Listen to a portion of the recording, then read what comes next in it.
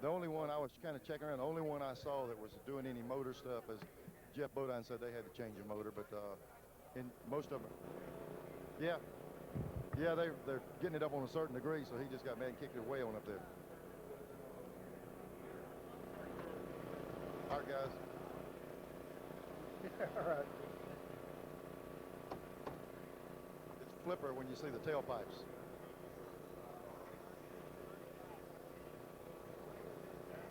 Yes, I got you, Bob. Yeah.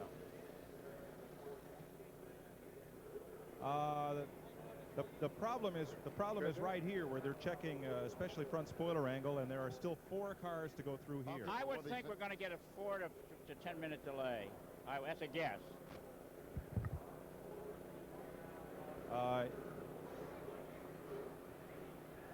Bob, I just talked to Jimmy Cox here, who's lines them up and is one checking the spoiler angle. He said that they're not going to give them any time if they don't get them out here. They're going to go on time. They say. But yeah, I'll bet they'll go on time. Yeah. They'll go on time. Eric, tell them we still got some top cars here, like Elliott and Waltrip and Harry Gant. Yeah, all right. Yes, they have. Yeah.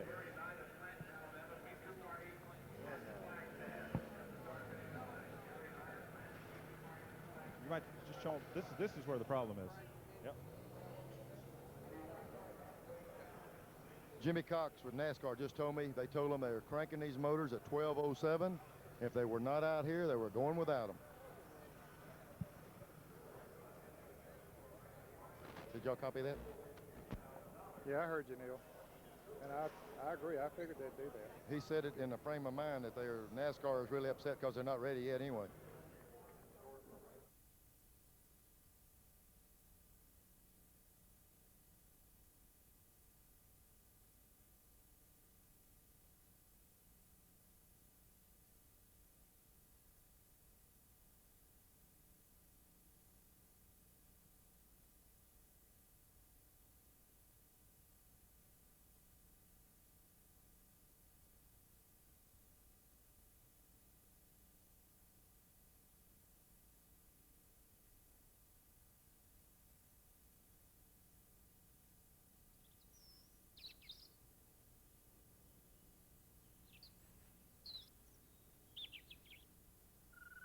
Summer in the Old South. The heat slows life to a crawl. In this corner of Dixie, the quiet of day's end will be replaced by a roaring early morning reveille.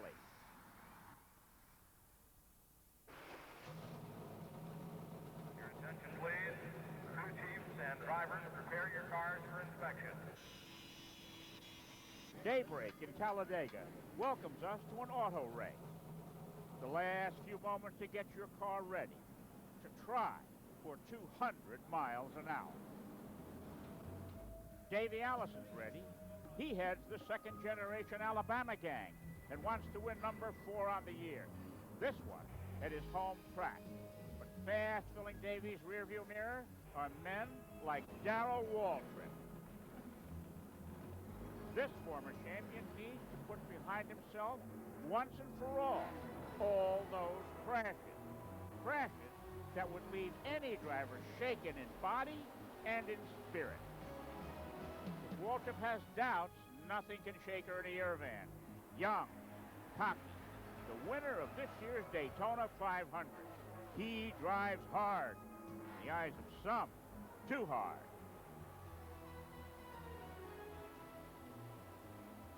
Irvan reminds many of a young Dale Earnhardt. Dale is now older and wiser. He's the defending champion, looking for title number 5. And maybe, just maybe, when you reach the top, you play it a bit safer. Safe enough to lose?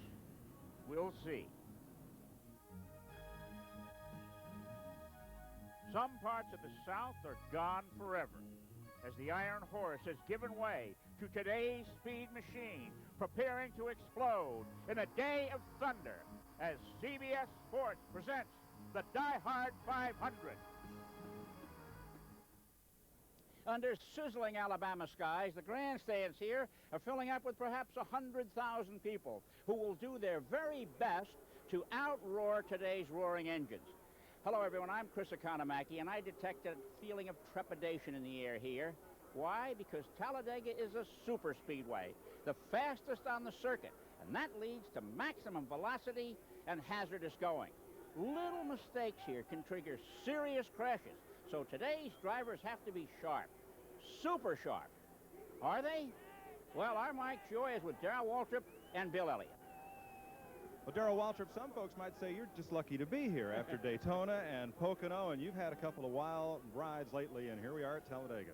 Yeah, it's the last, well, July just hadn't been a very good month, actually, to tell you the truth. But I'm glad to be here today, and I'm running pretty well. And, you know, I try not to linger on what happened at Daytona or Pocono. Those are two races that wasn't good to us. They really put us in the hole as far as the points are concerned. But my crew's still up, and I'm still confident, and we're going to give it all we got today and see if we can pull one out.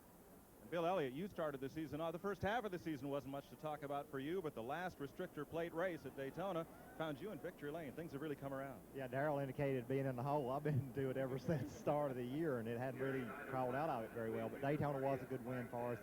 It really helped our team. You know, all the guys were going around, their heads were so low that their nose were being skint from dragging on the pavement. But it really picked us up and really felt good for, you know, Coors and all the folks.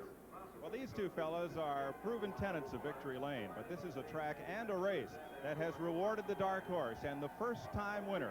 A couple of fellas who are hoping to be that man today are with Neil Bonnet.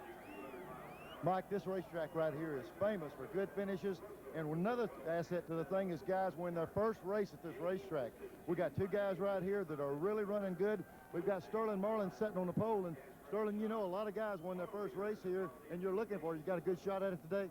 We'll hope so, Neil. The Max House T-Bird is running awful good, and same car had in Daytona set on the pole with it, and it's been a good car for us. So Unical's got a lot of money up for grabs, and we're sure going to be shooting for it today. Well, hope you can get that first race today. Thanks for talking with us. We've got Hut Strickland right here. Hut hasn't won this season, but he's been knocking on the door all year long. And you know, too, the way this racetrack is, this is a perfect place for you to win. It really is, Neil. You know, I'll tell you, our team has really come together all year. And, you know, I couldn't think of a better place to win than here at Talladega. So, you know, naturally, we want that first win to come here. It's happened to a lot of other guys. Ken, we got two guys here who's got a legitimate shot to win this race. If they can survive, we'll see what happens. Well, indeed, Ned. Or rather, Neil, over a half-dozen drivers have already tasted victory the first time out on this track, and some 100,000 are here to see if it can be duplicated this afternoon. Weather, oh, that's a major story. It is hot. I mean super hot, and it is humid. Kind of humidity where you feel you could lean back and it would hold you up, and there is the potential for showers before this afternoon is over. They're saying 30 to 40%, but right now we feel we're going to go the distance and get it in. This track, oh, this is the one that creates wonderful competition. The $740,000 purse will certainly get the attention of all 41 drivers, but the bigger story is the track itself. It's not only built for speed here, but it's built to give you side-by-side racing all day long. Those 33-degree banks on either end and that 18-degree tri-oval have given us 2 and 3 cars at a time coming right down to the line. So we're getting ready for the 23rd annual DieHard 500, and we expect it to be what it always is, hot. This CBS Sports Special, the DieHard 500, is sponsored by the DieHard Battery. Now with more power when you need it most. New Haviland Formula 3 motor oil. Add more life to your car. And by Miller Genuine Draft.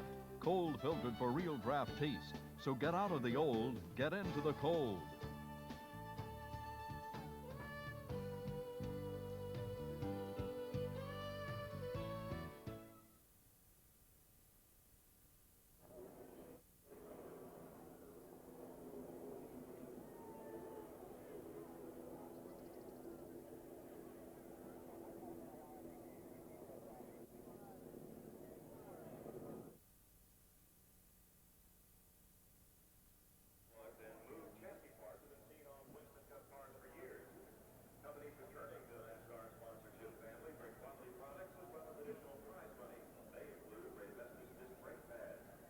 tell me when I need to move in, Bob, if you would, please.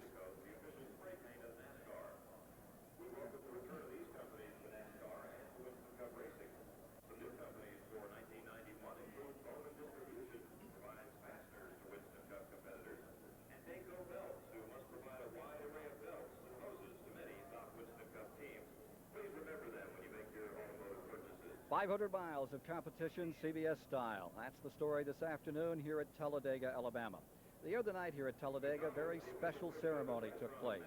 It was the induction ceremony to the International Hall of Fame. And among those men that were celebrated was one of our colleagues. Back in '65, when he won 13 races, he placed in the top 5 in 42 of the 54 events. He joined Sir Malcolm Campbell and Vukovic and Fangio. Our own Ned Jarrett, certainly deserving of such an honor. And he's worked with some pretty good co-announcers over the year. We tried to get George Bush for you today, but that didn't work out, Ned. You got to put up with what you've always had. Oh, Ken, you know you're always the one in motorsports here on CBS. You know, you were talking about restrictor plates earlier, and they do require a 7/8 restrictor plate on the car. That slows it. They also mandated a new sport for this race today.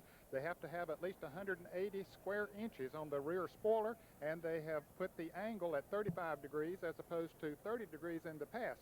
Now, it has slowed the cars down some, but the purpose of it was to make them more drivable, especially in traffic. But one thing that it has caused, there's so much down pressure on the back of the car that it's causing them to porpoise. Now, that's raising the front end, making it go down, and if they get in that position coming off the turns, especially turns 2 and 4, it could cause them a lot of problems. Let's just hope that it doesn't, though, Ken. Right now, let's take a look at the starting lineup for the 23rd annual DieHard 500. On the pole will be Sterling Marlin for the second time in his career, and Mark Martin is alongside. In row number 2, it's Ernie Irvin, and the 3-time winner of this event, Dale Earnhardt. Row 3 today is Bill Elliott, fresh from victory at Daytona, and Chad Little, a great qualifying run. Row 4 will be Davey Allison. He is really hot these days, and Rusty Wallace, who just won at Pocono. Row 5 is Harry Gant and Alan Kowicki. For row 6, it's Jeff Bodine and Lake Speed. In row 7, the Waltrips, Michael and Darrell. Row 8 today is Hut Strickland and Bobby Hamilton, the rookie. In row 9, Rick Mast and Ricky Rudd. Row 10 for today's race is Joe Ruttman and a former winner, Richard Petty. Row 11 is Bobby Hillen and Morgan Shepherd. In row 12 will be Stan Smith from Alabama, and Dick Trickle is in car 24 today. Row 13, Ken Schrader, and he's going to come out honking. And Wally Dallenbach is right there with him. Row 14 will be Ted Musgrave, another outstanding rookie, and Larry Pearson. Row 15 today, Brett Bodine and Rick Wilson. Going to row 16, there you have Mike Chase and A.J. Foyt's car and Phil Barkdahl. Row 17 for today is Greg Sachs and a former winner back in '75, Buddy Baker. Going to row 18, there's Terry Labonte, the '89 champion, and Jimmy Means. In row 19 will be Derek Cope and Jimmy Spencer.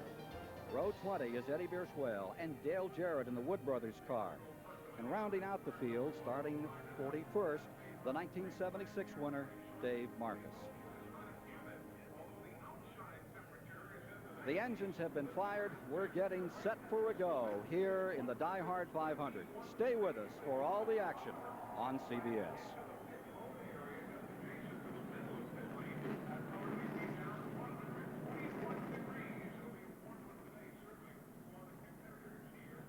Back in the booth, for whatever that's worth. I'm back in the booth, raring to go. Thank you for that little piece there at the top. I appreciate that very much.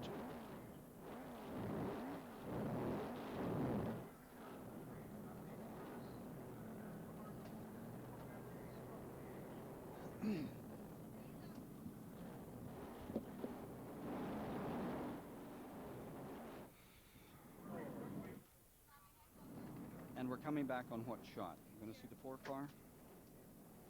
Yes, sir. Great.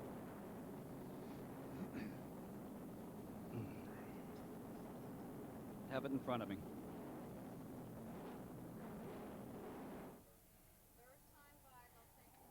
Boy,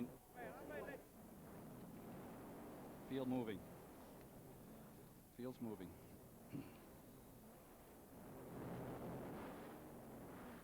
Urban is not starting.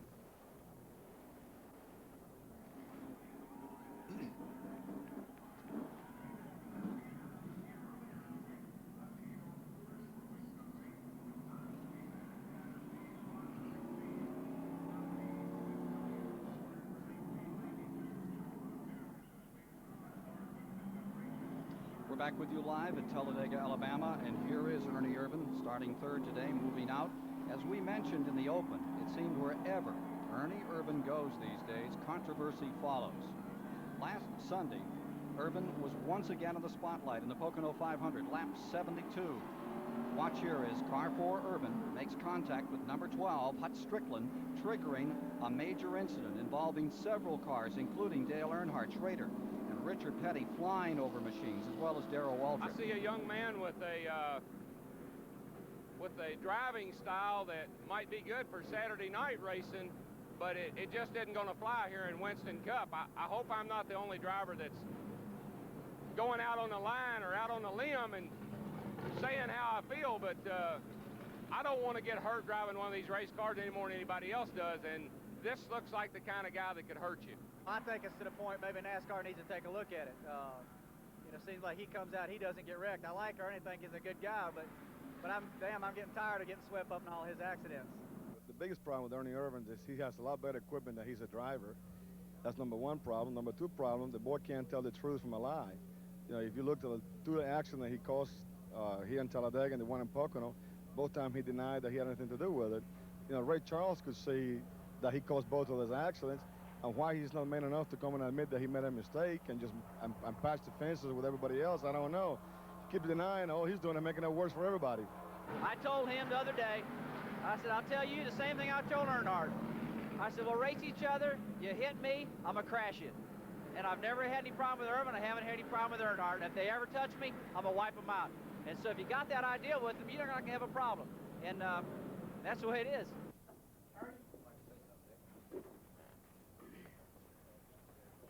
I've talked to a few of the drivers this week and some of the car owners, and you know, I've lost a lot of respect. I've lost the respect of a lot of drivers and a lot of car owners in this garage area, and that hurts. I've drove a little bit over aggressive some. I'm going to work on trying to be a little more patient and want to earn everybody's respect back. I like to be liked in the garage area, and appreciate maybe if you guys give me a shot at it. And I definitely want to be everybody's friend in here.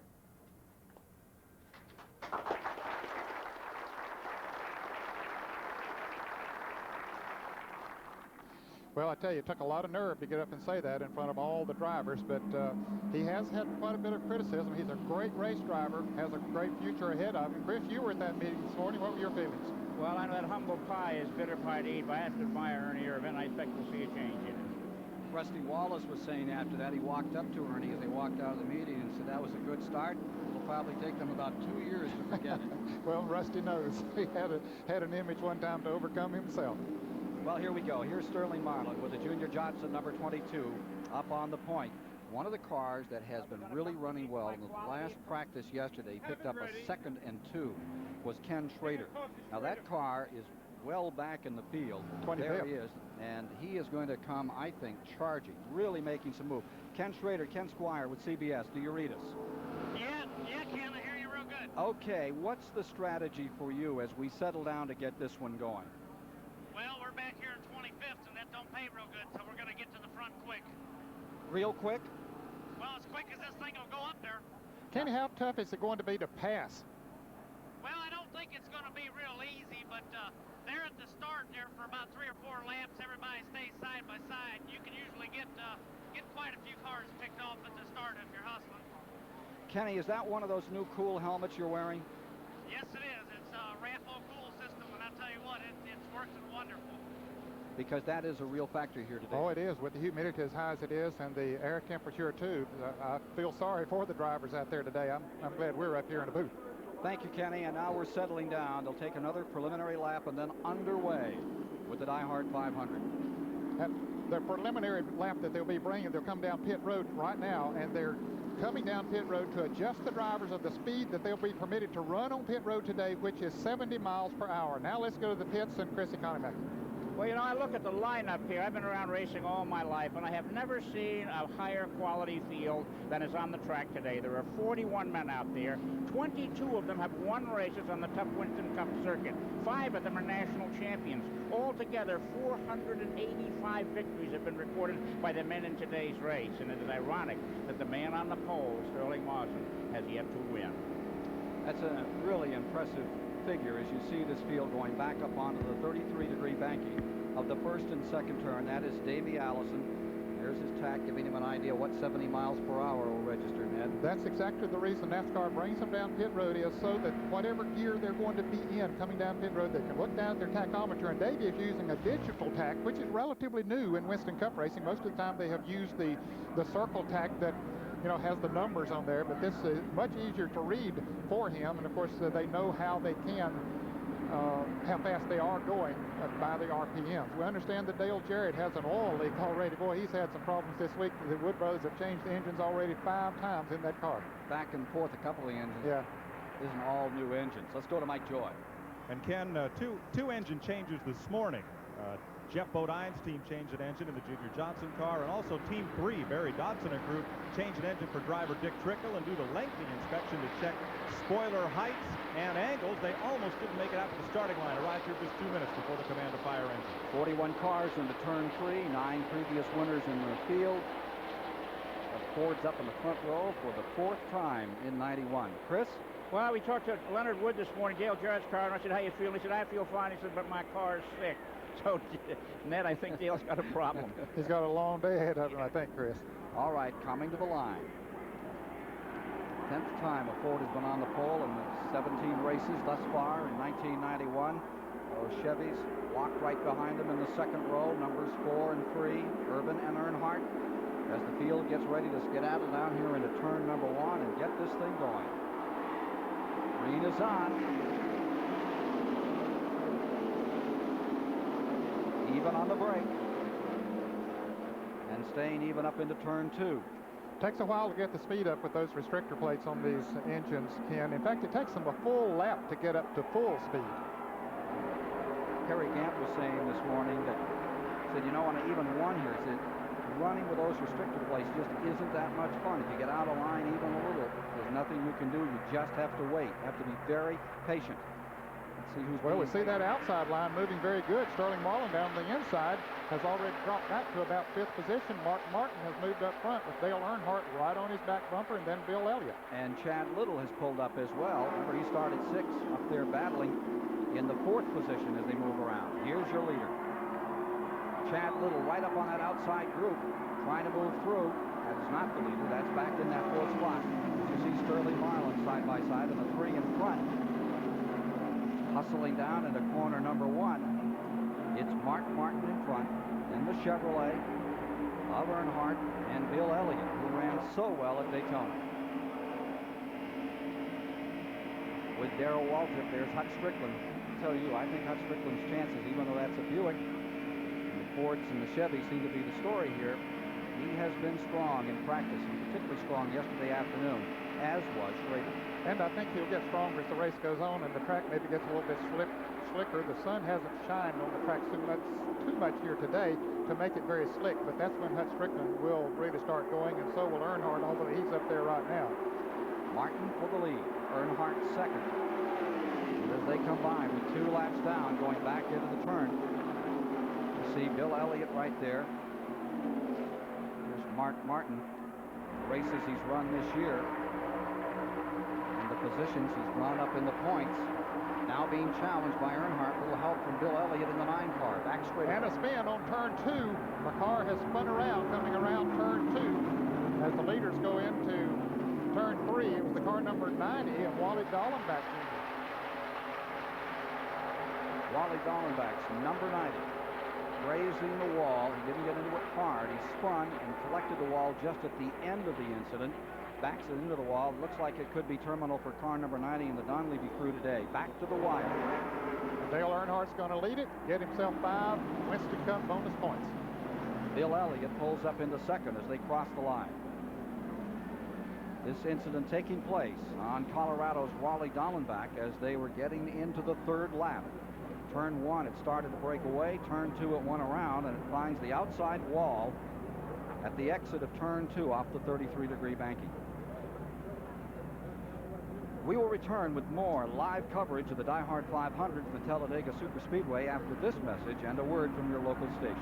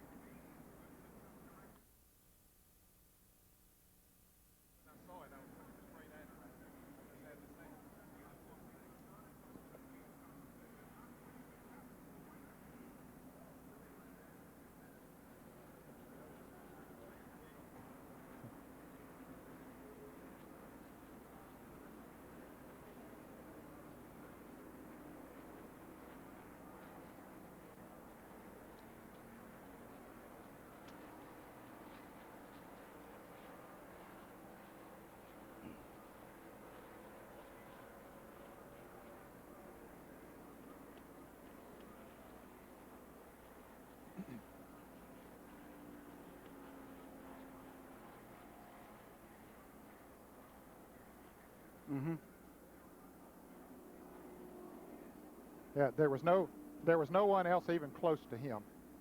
No, there was not. I was looking straight at it. I don't know why, but I was. And so you've got enough there.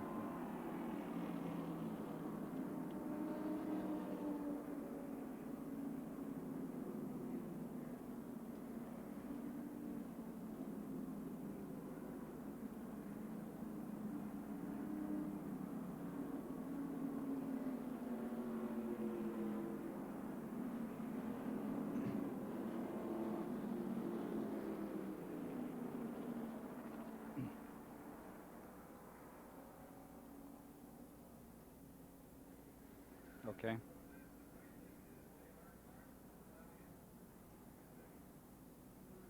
Where is he? Oh, he's dropped a couple of positions.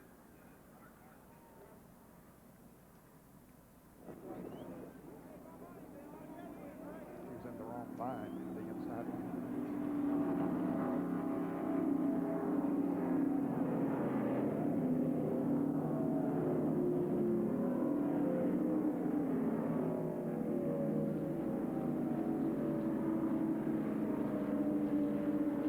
Picking up Wally Dallenbach Jr.'s car out of turn number 2 after a wild slide. He had started in 26th position, was running by himself. Yes, he was. He had dropped back of the pack in and was totally by himself.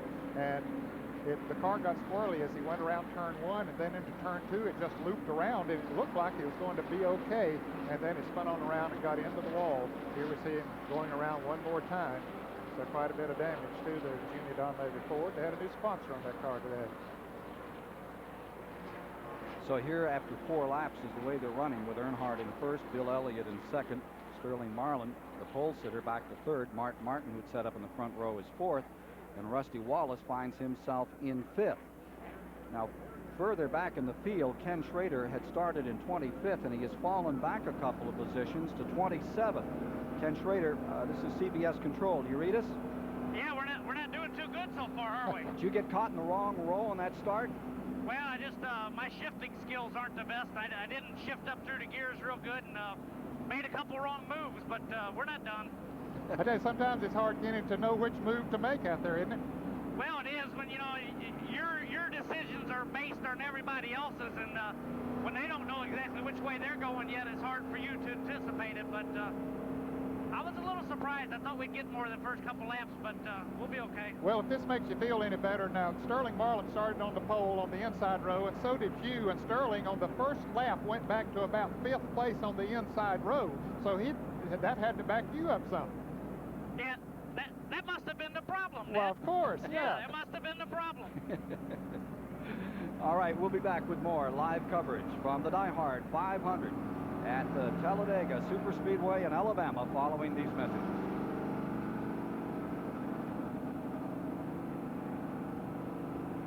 Yeah, it feels good. What, you see something look funny?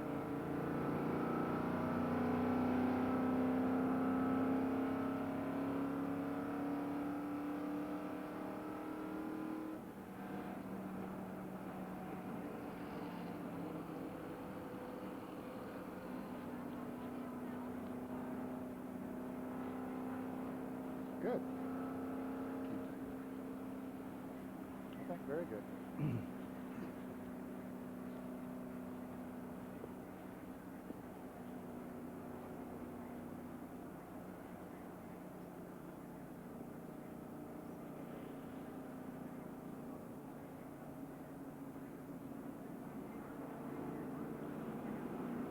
Can you come right back on this shot, because that's, yeah, but I like that, because this Michael Waltrip car is really moving up. That'll give us a chance to talk about him and then Dave.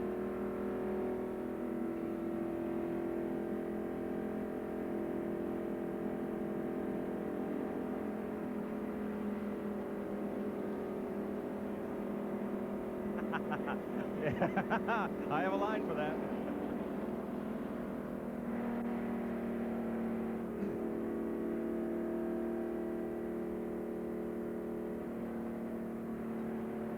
Okay. Okay.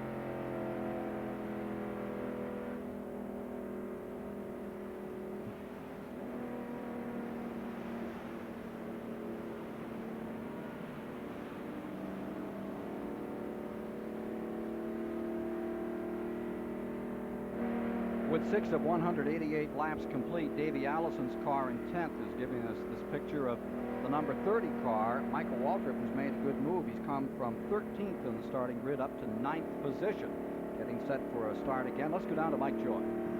Well, Ken, here's how they're keeping cool in the Kyle Petty pit. This is a cool Dana. It's a bandana with a slot for gel encased in plastic and then frozen, reusable, goes around the neck and keeps you kind of cool.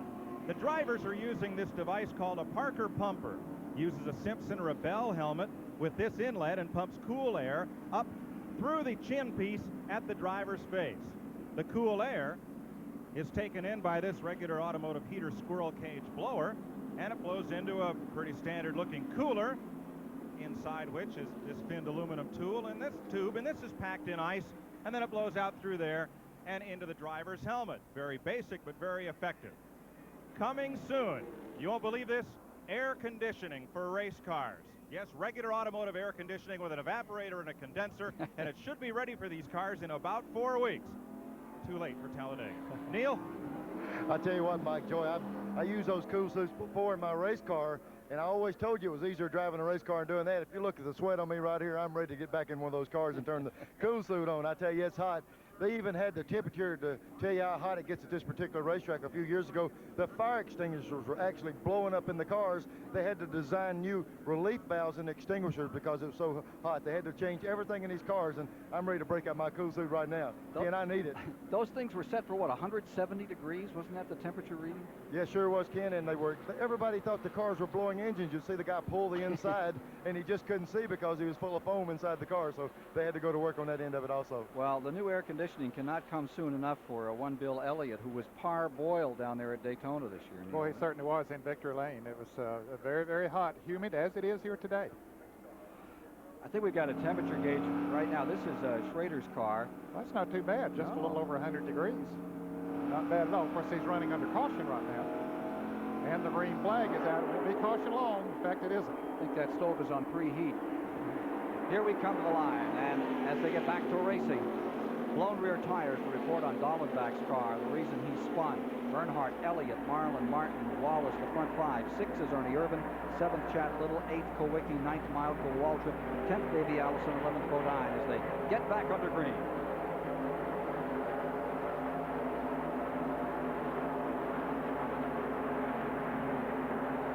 Back to full speed by the time they're into 3. Earnhardt doesn't usually come out and lead those early laps. Led by lap 3 and picked up those bonus points. There's Elliott hanging right in second. Again, yesterday in practice, Earnhardt was super confident. He went out in the early minutes of the practice, ran about a half a dozen laps, took the car back in the garage and covered it up, declared he was ready to go, and apparently he was. There's the shuffle, and here's Ernie Irvan coming to the inside, making a run, trying for third. Get underneath Sterling Marlin. Sterling nearly won this race back in '86 when Bobby Hillin came home first. Last lap, he and Allison got tangled up down here in turn number 1. And Bobby Hillin won his one and only race. Side by side into the back straightaway. The number 4 on the inside, Irvan, the man of controversy, as we come to this race. And let's look a little further back here. Ken Schrader trying to get sorted out. He said yesterday, we're ready to go to the front.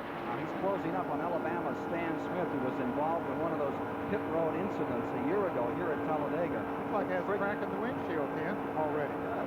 Yeah, that's a pretty good crack. That could become a problem for him later on, don't know. Helmet cam giving you a little sense of what it's really like in there. I'll tell you, he's bouncing around quite a bit. Through the 18-degree tri-oval, back in front. Earnhardt leading, Elliott second. The number 22, Sterling Marlin, right there. Mark Martin holding on in fourth, and Rusty Wallace on the outside sweeps up into fifth as Ernie Irvan falls to sixth. Seventh is Kulwicki going down the back straightaway. Speed up to over 190 miles per hour now as you watch them entering turn 3.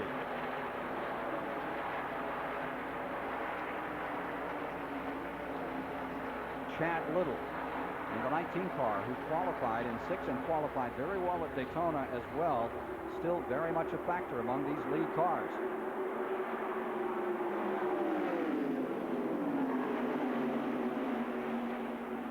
Now we're riding in Ken Schrader's car and see if we can get a feel of the banking going into turn 1 as he follows Stan Smith in there. Boy, see how much banking it is? 33 degrees. What it really looks like. Great camera angle, isn't it? Yes, it really is. That's the first time I've seen that particular shot. That's very good. Schrader is really not doing what I expected him to do.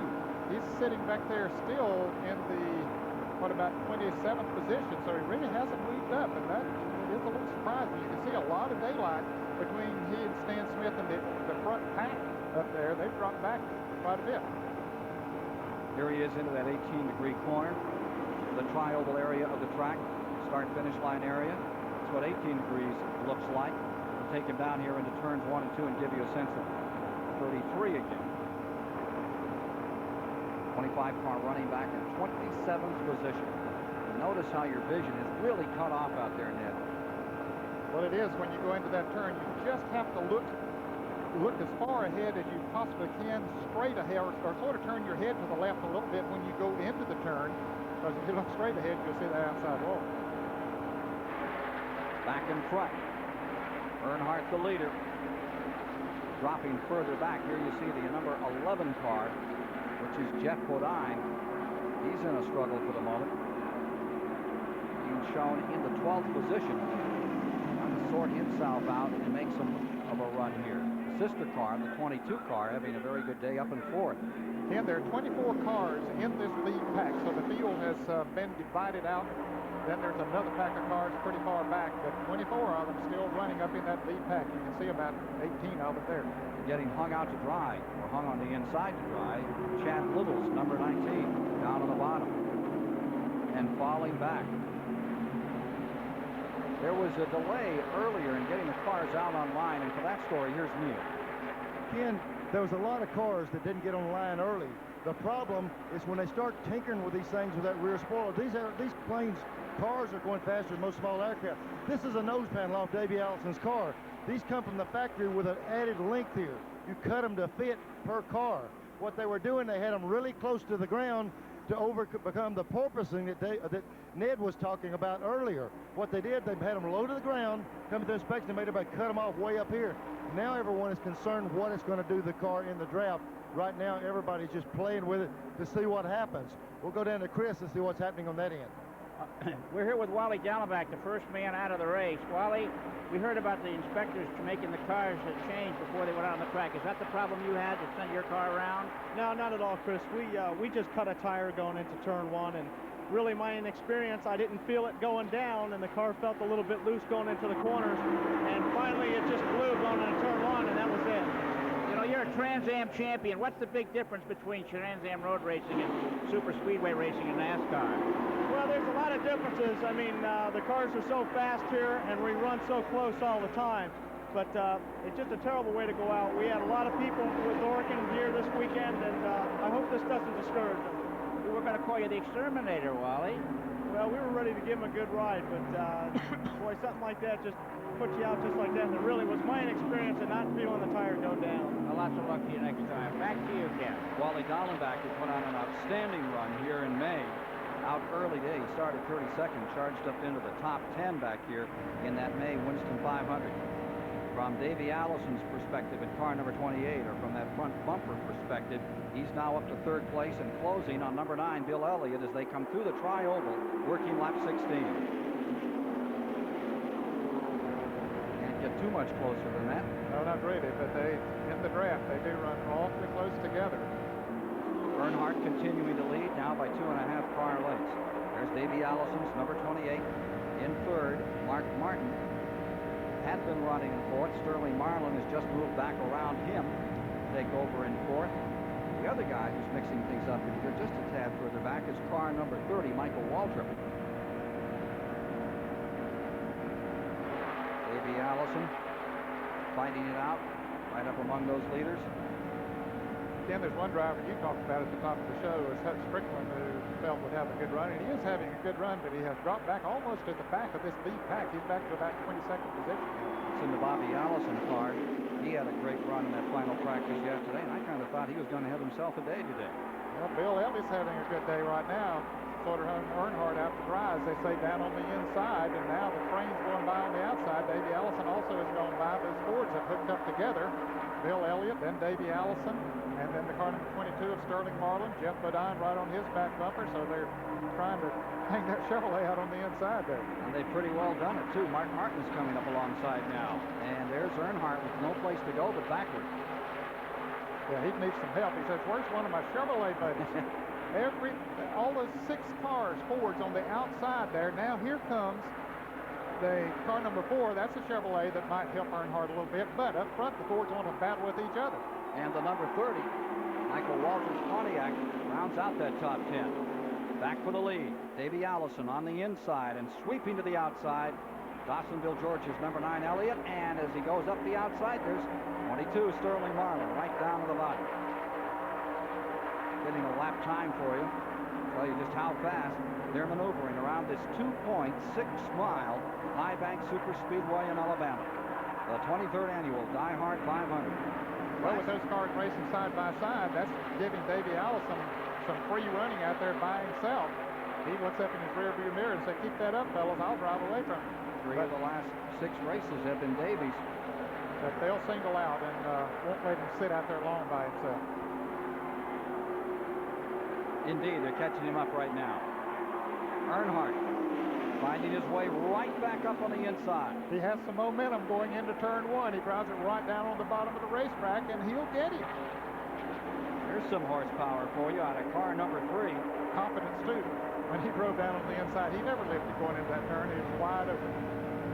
Sliding by, Davey Allison comes number 22. And you notice how quickly how he got back in line. Now he wants to lead.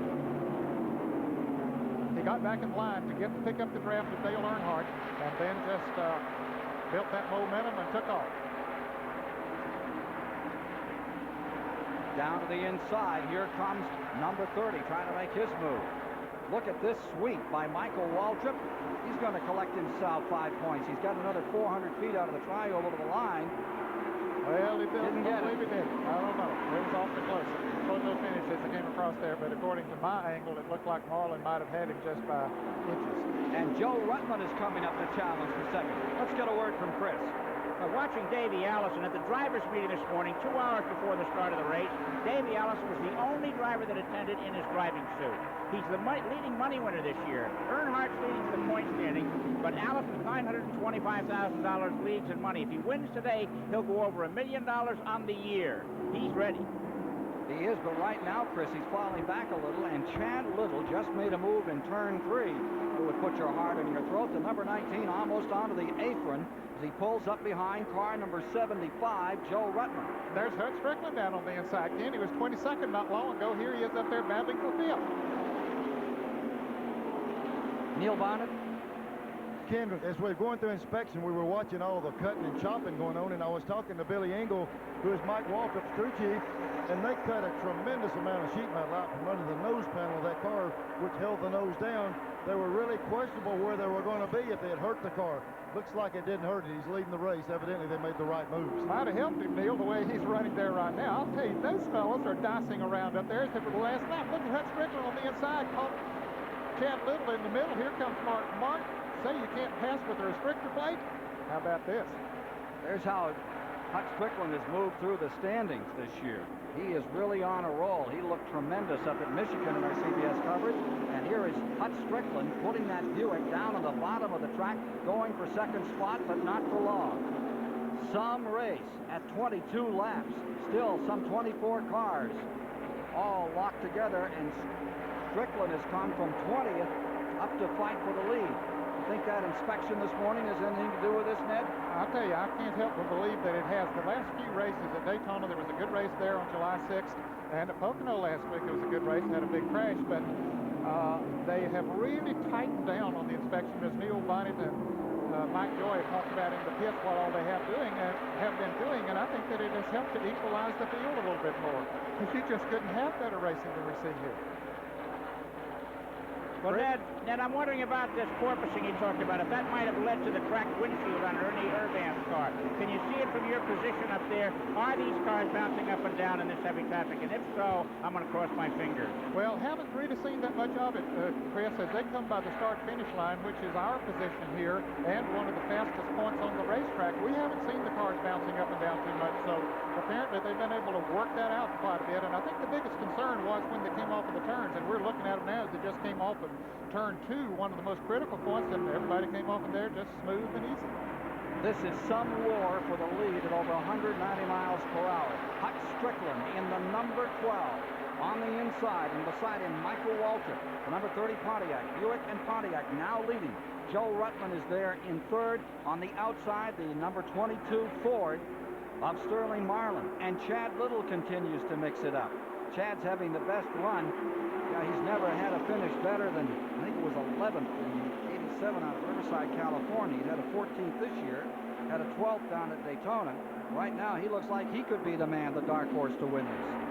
We're down to 24 laps complete. Let's begin to talk about pit strategy here and go to Mike Joy. Well, Ken, if we stay under green, pit stops would scatter this field somewhat, and there's a lot of questioning as to how far they can run on a tank of fuel. It's what a lot of teams were working on in the last practice session yesterday.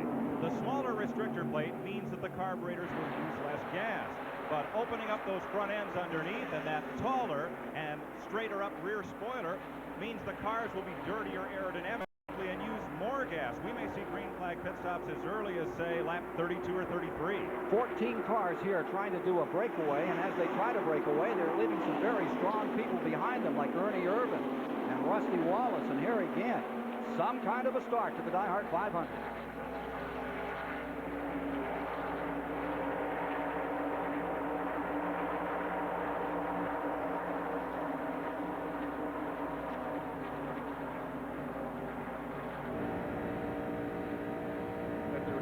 Cars from the lead draft, now they're 30. That back pack has caught up to them. They have been running a half a second faster with Sprader leading them up through there, has caught that whole pack. Well, you got a little bit of a division there now. You got about a half, well 20 car lengths. Yeah, but they'll close that back up in a little bit.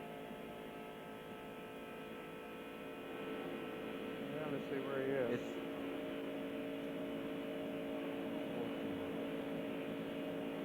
Can you go back and go on the 25 for a while, because he is beginning to rumble again. Yeah. surprise to me is the 21 car has come right with him up through there. Couldn't believe that car was as much. That would be something to see, because it's that come from 40th to 26th. Garrett. I have the card in front of me. Do I get a leaderboard? Do I get a leaderboard of this? Oh.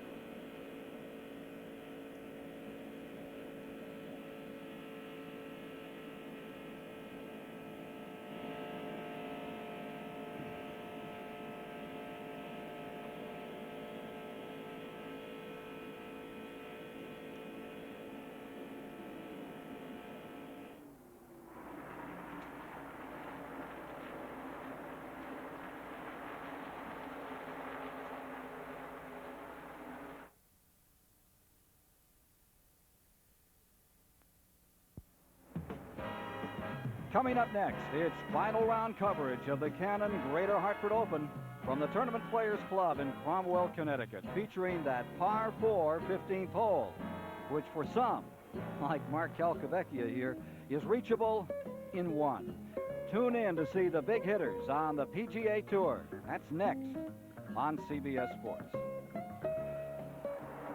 Working the 29th lap at the present time, back at 27 as they continue to muster a change every half lap out here. Dale Earnhardt was then leading, Davey Allison second, Sterling Marlin had himself a third spot.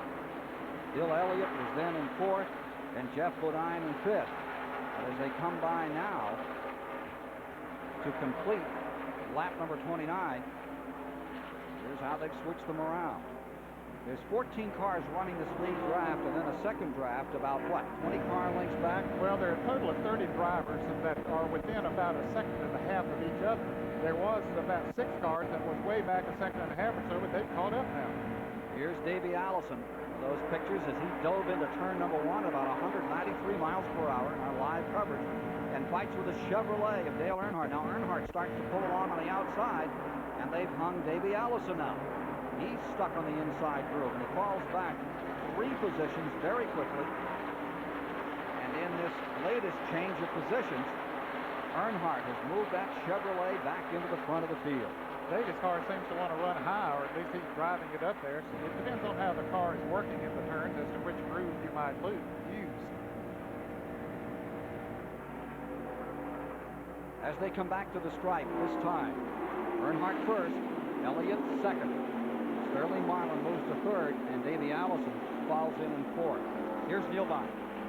Ken, I walked over here in Davey Allison's pit, talked to Robert Yates, a car owner and engine builder. I was asking you, Robert, what Davey's saying, and usually those radios will tell you what your car's doing. It seems to be the traffic jam they're working on. Well, every driver I'm listening to is complaining about, you know, this is a pretty tough seat to be sitting in right now. It's frustrating from the engine builder side that you can't, you know, you just can't do anything with them. You have to use a draft, and you're all in a blanket, and you know, they could run like that all day, but if anybody has any kind of problem at all, it could be the same thing we've had. It's just sort of inevitable. That could happen. We hope it don't. It's awful tough standing here watching this. Ken, these radios are supposed to be to work on these cars. They're for blow-by-blow today. Here we go down to Mike Joy. Neil, I think perhaps the fastest car on the racetrack right now in 18th is Kenny Schrader. Richard Broom, he started well back, but he took that pack right up to the front, and now they're part of the lead draft. When he got in front of that group, they were running half a second a lap faster than with other cars in front. He's coming hard. He's running really good, and, you know, I'm just trying to keep him calm and try to keep him out of trouble. The guy's got to race pretty hard in front. I told him I didn't know where he wanted to be in there or not. When will you pit? Pardon? Probably lap 55, somewhere in that neighborhood. That's a long way to go. It really is, Mike. And you know, he has come back up, what, to 19th now? Well, the 18th now. He's moved around the number 1 car, Rick Mast, and he's challenging, as you see here, Ernie Irvin. You know, we talked about Dale Jarrett. I got to get a word in for him. At the top of the show, starting in 40th place, he's going to have a long day. Mike, I might challenge who's the fastest car out there, who's made the biggest move. Dale Jarrett has already moved up to 21st position from 40th position. He's been riding the draft with Ken Schrader coming up through there, so Schrader has certainly helped him a lot, but I can't believe myself that all the troubles they've had here this week, that he has moved up that far in the field at this point. Tremendous amount of frustration for the Wood brothers, who have had so many great winners and so many great champions, but their motor program just doesn't seem to have the oomph it used to have. Well, this is the car that was involved in a wreck here in May at Talladega, and they feel that the bodies, maybe they didn't get it back on quite right, and that is so critical on these high-speed racetracks. They put different motors in it, and they just simply couldn't get anything to make it run, but apparently it really drafts well. And, of course, big news is that Dale Jarrett, along with his brother-in-law, Jimmy Makar, move on to a new team next year. The head of the Washington Redskins, Joe Gibbs, is going to field one of these $3 million teams, and there's no kidding about it. No, Gibbs sir. intends to go out and win the championship with the driver of number 21. He's very serious about his involvement in auto racing, and I think all the people in the sport really welcome Joe Gibbs into this sport. He'll bring a tremendous amount of credibility to it. There's Greg Saxon, number 47, rolling around, picking up the spot right behind the 21 car, and Bodine. And of course, these Buick drivers, like Bodine in the 26 and Hut Strickland in the 12, it's sayonara to Buick in 1992. General Motors announcing they're not going to race them, and particularly in Hut Strickland and Bobby Allison's case, the car owner kind of feel hung out to dry here. Let's go to Chris. Well, we spoke earlier about the quality of the field. What impresses me here is the quality of the restrictor plate racing. It wasn't too many races ago. Everybody was down on restrictor plates, how it affected the sport. It was a bad thing. I don't think you can see a better race than we're seeing today with these tiny restrictor plates. It's a great frustration, however, for those drivers. They know there's more in there, and they just can't get to use it. There's Allison running that 4th position and trying to close in again. And the old adage, patience is a virtue. It's the only way to run this one. The only way to run, that's the truth. David just staying right in behind Sterling Marlin there right now. Alan Kowicki is in that front pack 10. He's running in the 8th place in the car number 7. We have a report that there are some of the drivers that said there might be a little bit of a spray of moisture coming from his car. Doesn't look like there's any smoke or anything there right now, but Alan Kowicki is certainly running good, hanging up there in the lead draft in 8th place. You can't see anything off the car right now, but the gentleman directly behind him, running in 9th position, is Mark Martin, and Ricky Rudd is right there as well. And that's where those reports are coming from about Kowicki's car, number 7. A quick note on an unscheduled pit stop. Rick Wilson made an unscheduled pit stop. He finds himself a lap down. Rick was running up there in the lead pack before he had to make that stop. Apparently had a flat tire. And reviewing a little further back, you see the number 30 has been a factor here. Now 75 has fallen back into that lead group. Number 30, Michael Walter, who came up here and challenged for the lead, now finds himself back in 11. Well, I think that one thing we're seeing happen here now, Ken, they have run almost 100 miles, and we'll see some pit stops coming up here before too long, even though Ricky Broom and Ken Schrader's car said they might go 55 laps. There won't be a whole lot of them that'll go that far, but the tires are getting heated up now. They're going to slip around a little bit on the track, so they just find themselves a nice, comfortable position to run in there until they make that pit stop and get on some fresher tires. 37 laps, 98 miles have been completed in the 23rd annual DieHard 500 here at the Alabama International Motor Speedway.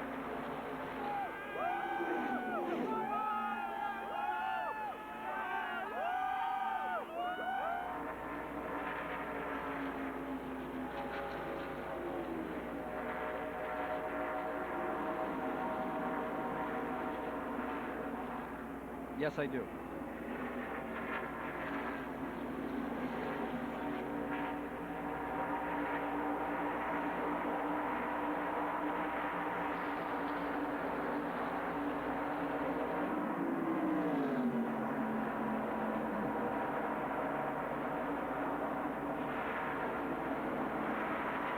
Thank you.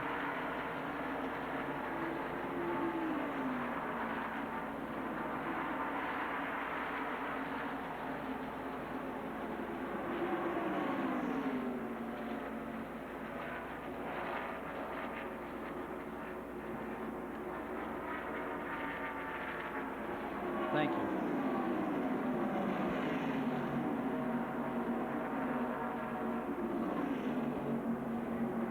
Thank you, yes.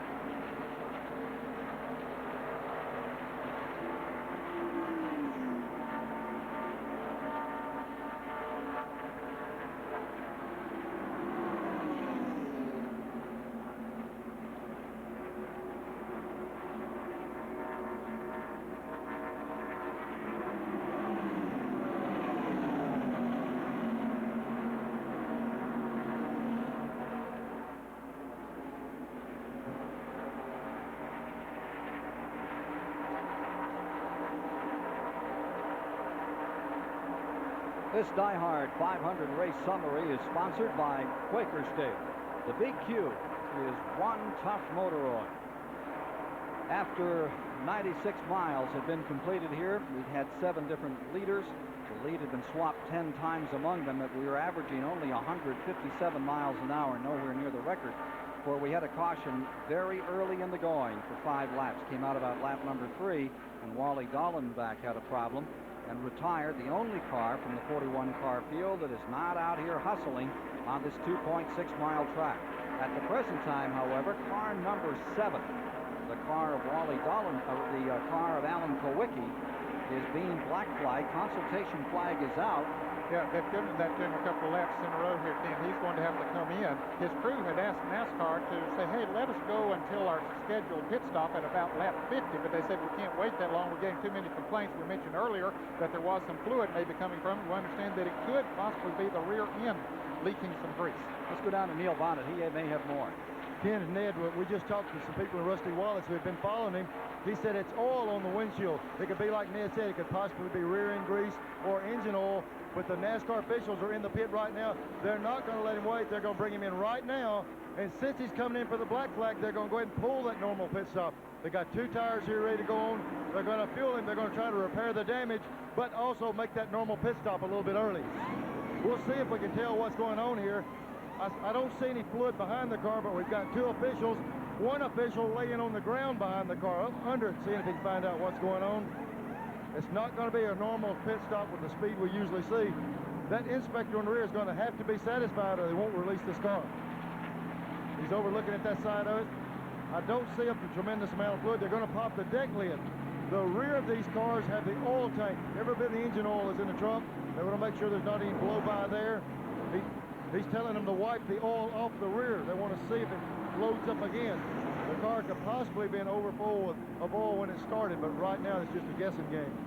Neil, he's been in there 40 seconds. This has come at lap 41, 109 miles into the race.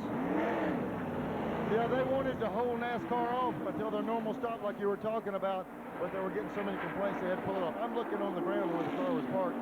There's no abundance of oil there. I don't see any drippage. It must just be blowback coming out of the car. 47 seconds was the total time on pit road. Yeah, that's going to cost them a lot, Ken. When the others come in, they're probably going to make those pit stops in about 22 to 24 seconds, even changing 4 tires. So that's going to put him out of the lead draft and maybe even an extra lap down. Looking further back in the field, battle for 12th, number 30. Michael Waldrop right in there mixing it up, but for the moment, the number 4 car has swept around, and number 30 has dropped back. Yeah, that 25 car of Ken Schrader is, as Mike Joy pointed out earlier, is really on the move. I think he is the fastest car in the track now. And Schrader's car is being shown in the 13th position. Just trying to get locked up here and just draw away with the number 4 of Ernie Irvin. Well, they hooked up together at Daytona, the last restrictor plate race on July 6th. The 4-car of Ernie Irvin and the 25-car of Kenny Schrader, and dominated the field until late in the race, and Bill Elliott came along and passed them both, won the race. Let's just review the front of the field and give you a sense of the interval. There's the number 3 car out in front, which is Earnhardt. Then Elliott runs in second. The 3rd place car is Sterling Marlin for the moment, with Davey Allison hanging right out in 4th. And here's Jeff Bodine up into the 5th spot as they cross the line. Those are the front 5. Just behind Davey Allison's number 28, you can see the separation here. There's the Bodine car. And then comes Joe Ruttman a moment ago. He's still there. A little bit of a gap back there. He might have lost the draft through that front group. There's Chad Little running into 7th place. Chad having a super run here today. That's Strickland still up there. He's still at Deepstone in 8th place. 9th is Mark Martin, and 10th is Lake Speed. Yeah, Cale Yarborough is entering, having a good run here today. And then Ricky Rudd is at the back of that front 11 car pack. Followed by the 4 car of Ernie Irvan and the 25 car who are having their own little jostle as they try to collect these leaders. Here you see Eddie Bierswell's car slowing down. This coming at lap 45. 119 miles complete, and Eddie Bierswell out of Texas rolls in car number 95. And this should be a scheduled pit stop. He might not have checked the gas mileage quite as close as some of the others and didn't know exactly how far he could go, or he has a fuel gauge light in there that comes on when the fuel gets low, and that perhaps came on, so they say it's time to come into the pit. You don't want to run out of gas here. If you do, you hope it's going into the 3rd turn. Understand that NASCAR is assessing a penalty of 15 seconds for getting that crew over the wall too quickly. Those 6 men came out just a little faster than they were supposed to. It was emphasized in the drivers' meeting this morning that you do not go over the wall until the car is within 1 pit of your own pits. If you do, he says, we're going to assess you 15 seconds, and that's exactly what we see happening there now. The NASCAR official standing there with his watch, timing that 15 seconds, and boy, I'll tell you, they are a long 15 seconds when you have to sit there and you see those cars out there zipping around over 195 miles an hour. More like 15 minutes. Yeah. Ernie Irvan, they say, is going to raise the spoiler on the pit stop. They've received permission from the NASCAR tower to kick that thing up. Well, they were told again in the drivers' meeting that if you make a change on that spoiler during a pit stop, you must notify the NASCAR officials. Now, if they should bend that spoiler down, the NASCAR official has to measure it. If they move it up, which we understand that Ernie Irvan's crew will do, then the NASCAR officials won't measure it, of course, because they started out with it at least 35 degrees, and they don't care if you put it up 50 degrees, that's fine. They just don't want you to get under 35 degrees. Well, there you see Joe Ruttman has brought the field all back together again. Got that lead combination of drivers up to 14 cars in that immediate lead draft. Meanwhile, back in the 28th position is car number 17, Darrell Waltrip. Well, he is ready to drop back. Foxy old game, or is he in trouble? Well, Mike Joy has more on car number 17. I'd go fox hunting if I were you, Ken. Jeff Hammond said there's nothing wrong with that car. He just wants Darrell away from all the traffic. I don't know if that's just strategy or if it's reactionary to what happened at Daytona or at Pocono, but he wants Darrell on the lead lap and away from traffic. Now, I think I said earlier pit stops would start at 32 or 33. I had meant 42 or 43, and we are seeing green flag pit stops now. Richard Petty in, and I'm in the Moroso pit where Buddy Baker is due in within 1 lap. So as you follow Darrell Waltrip, he's closing up on Alabama's Stan Smith. That's 26th and 27th position, well back, but very much in that lead lap. Richard Petty has completed his pit stop and moved out here, hobbling around, using a crutch these days after he broke a bone in his knee in a terrible crash out at Sears Point, California earlier this year. Not of his own making either. That was Chris that lost an engine. Yeah, hit an oil slick and went hard into the wall. Here is Buddy Baker in the pits. Let's go back there to Mike Joy. Buddy running a limited 12 race schedule for Dick Moroso, former winner here. They're all set with the right side tires, just fueling, and they'll want to get out quickly because Jimmy Means is due in just in front of him. Baker's done, and he's away. What? That tire got away. They wanted to get back out on the racetrack, didn't they? It is sitting in the grass area between the pit road and the racetrack. Now one of the crew members will go out and get it as Buddy Baker moves back out on the track. A 4-time winner here at Talladega, Buddy Baker. And a 1-time winner in this race, and has led more laps on this racetrack than anyone. Buddy Baker, and he's another one of those old super speedway guys that really likes full speed ahead. Oh, he loves to run this track in Daytona. Here's Bobby Hillen in the pits. Bobby Hillen, of course, substituting for Kyle Petty, who was injured here in May in that 23-car wreck on the backstretch. And Kyle Petty is on the mend. He was here earlier this week, also on crutches, and continues to talk about Darlington, but I think that Felix Savetas is saying that there might be an issue. Now all the leaders are coming in. Yeah, all the front runners coming in, and once Earnhardt made his decision to come in, everybody else says they want to get in. They hope they can make an equal pit stop, get back out, and stay in the lead draft. So all the leaders truck on down to pit road to refuel. Get a word from Neil Bonnet.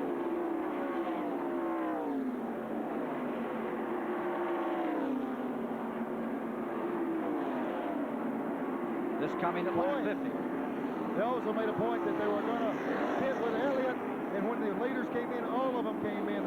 They're putting the tires on, which is really not necessary. The fuel is a big concern. These radials will run a long time.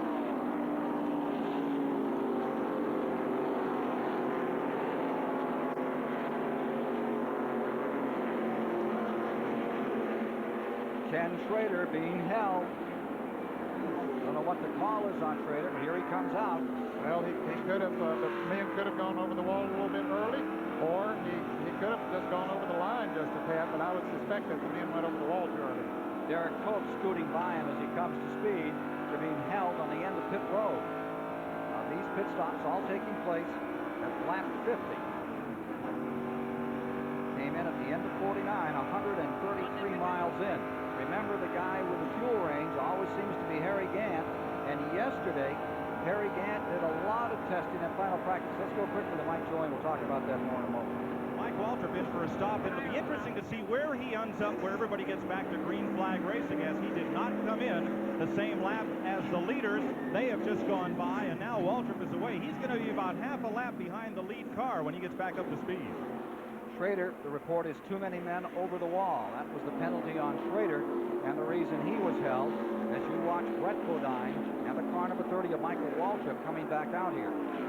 The range of these cars becomes a real issue at Talladega, and yesterday Harry Gant drove himself almost another complete race in that final practice period, and the reason, to find out what the range was going to be with this change of the spoiler angle. Well, everybody figured that it would be the gas mileage would not be as good with the spoiler being bigger and also a little bit taller, 35 degrees as we mentioned earlier. So he wanted to see how far he could go, but he said that it was really not that much difference, maybe a lap or so, and that really surprised me. About a tenth of a gallon, wasn't it? Yeah, it really surprised me. Well, we're under a caution period, not under a caution period, under a period for pit stops here, and it is a green flag condition. We've had but one caution period thus far. That came early in the race with the Wally Dallenbach situation when he spun in turn number 2, and here's Rick Mascar, number 1, now coming on pit road. Only one caution thus far. They could sure use one right now. Here you see Rick Mast in the number 1. Making their stop. They waited a bit, and we'll return with more live coverage of the DieHard 500 from the Talladega Superspeedway after this message and a word from your local station.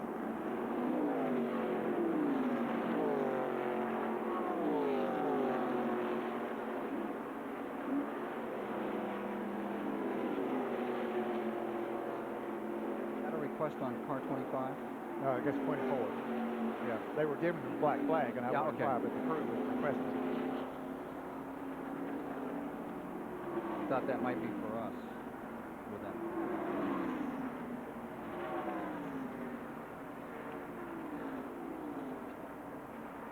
Waltrip has not pitted, correct? He's in right now. Okay, so does that make 22 your leader? He has not pitted? I suspect 22 pitted when all of them did. Don't you guess? They've still got him up there. Well, but he's up running up front here. Over here. He's in front of that pack, so he's the leader of the race.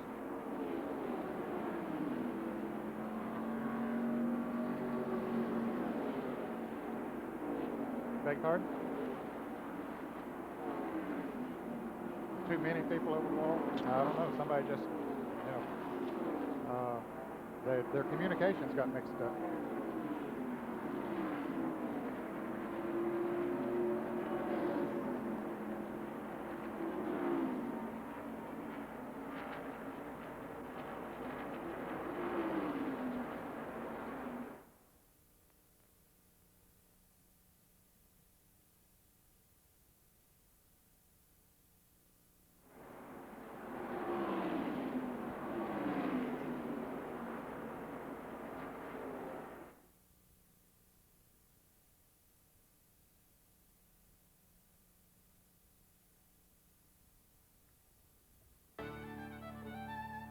This CBS Sports Special, the DieHard 500, is sponsored by Ford and your Ford dealer. Have you driven a Ford lately? The world-class protection of Pennzoil Motor Oil. Pennzoil, ever since America learned to drive. And by Keystone and Keystone Light, bottled beer taste in a can. Wouldn't that be great? Here at Talladega, Alabama, after 54 laps have been completed, 143 miles, the 1983 Rookie of the Year, Sterling Marlin, still looking for that first win, has exerted his strength and gone back in front. Davey Allison finds himself in second. Looking further back here, Bill Elliott in the sixth position. Jeff Bodine is in seventh. Ricky Rudd in eighth. Joe Ruttman in ninth. And Chad Little stands in 10th position. That was with 54 of 188 laps complete. There's the man out in front, Sterling Marlin for the moment, and Davey Allison closing right in. Makes it a Ford fight at this point. Ken, they have pulled away a little bit from the third place car of Dale Earnhardt. They hooked up in a draft there, the two Fords of Marlin and Davey Allison, and it's the biggest lead that we've seen any two cars have today. NASCAR is really scrutinizing that pit road. They talk about those radar guns. We don't know where they are, but they just warned Ted Musgrave for sliding into the pits net, so they're really on top of them. Here's Chris. Sterling Marlin is out in front. He is in the field, has waited perhaps longer for a win than anyone else. He's 0 for 206. This is his 207th start. He's yet to win. If he should win today, he gets an extra $83,600 put up by Unocal, the supplier of gasoline to all the cars, for winning the pole and the race. So there's a lot riding on this race for the pole winner, Sterling Marlin. 4 second places in his career. He would certainly like to turn that around this weekend, and his dad's come down to cheer him on. Cuckoo Marlin won one of those 125-mile qualifiers and did a lot of great racing over in Tennessee for years. Here's Mike Joy. And Ken, they want to make sure that 83,600 stays top of Sterling's mind, so they have put a piece of duct tape with that number written in 3-inch high numerals right on the dashboard in front of him. I think you could put $1 million or $1. It wouldn't matter to Sterling Marlin. He will go for it. 3 times he was the champion over at the Nashville Fairgrounds, and the guy that flagged all those races, Doyle Ford, is the flagging here today. It'd be something if he won under the same set of flags where he won all those track championships. Well, let's take a look back through the field here. Sterling Marlin in the 22 has the advantage, and Davey Allison tucked right in behind him in second spot in that car number 28. Going a little further back in the field to get to car number 3, and there sits Dale Earnhardt. Earnhardt continues his roll-off win, stays up on top of the points. Right behind him is the number 9. There's Bill Elliott, having a very good run today in 4th position. Over $10 million in earnings. We saw those figures on Dale Earnhardt, the top money winner in all the motorsports. Dale Earnhardt is, and Bill Elliott right there in 4th place today. Take a look at 5th. Here's Hut Strickland, that number 12 car that had such a great run at Michigan. The youngster in the Bobby Allison car, who's continuing to put some good numbers together here in 1991. He's running in 5th. And in the 6th position, Alan Kowicki is now, he's a lap down. Alan Kowicki is 1 lap down. Being shown in 25th position at the moment. And trying to get himself a good finish this year. He's not had the kind of year he would like. Behind him is the number 6 of Mark Martin, and he is running in the 6th position. A great run in the point standings last year, trying to get right back into it. Following comes number 40. You see 49, that's Stan Smith's car, the Alabama campaigner who came out of the All-Pro League of NASCAR. Good runner.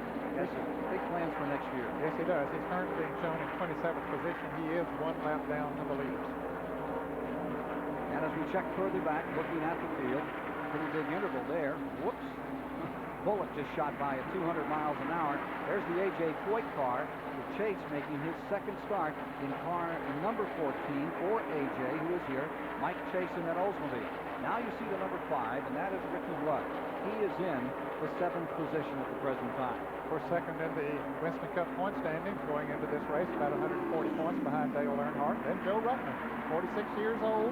His top finish was in the Daytona 500 this year when he finished 3rd. And 9th is that number 11, the Junior Johnson car. That's Jeff Bodine. A little pressure being exerted there on the 42-year-old campaigner. Right there is car number 47, moving in and trying to get a run, and I think he may have gone a lap well, down. he did, Ken, because he had an extra pit stop. He came in about the time many of the others did, but also he was in not too long ago. So in fact, he finds himself 2 laps down now to the leaders, shown in 37th position. Showing 58 laps complete.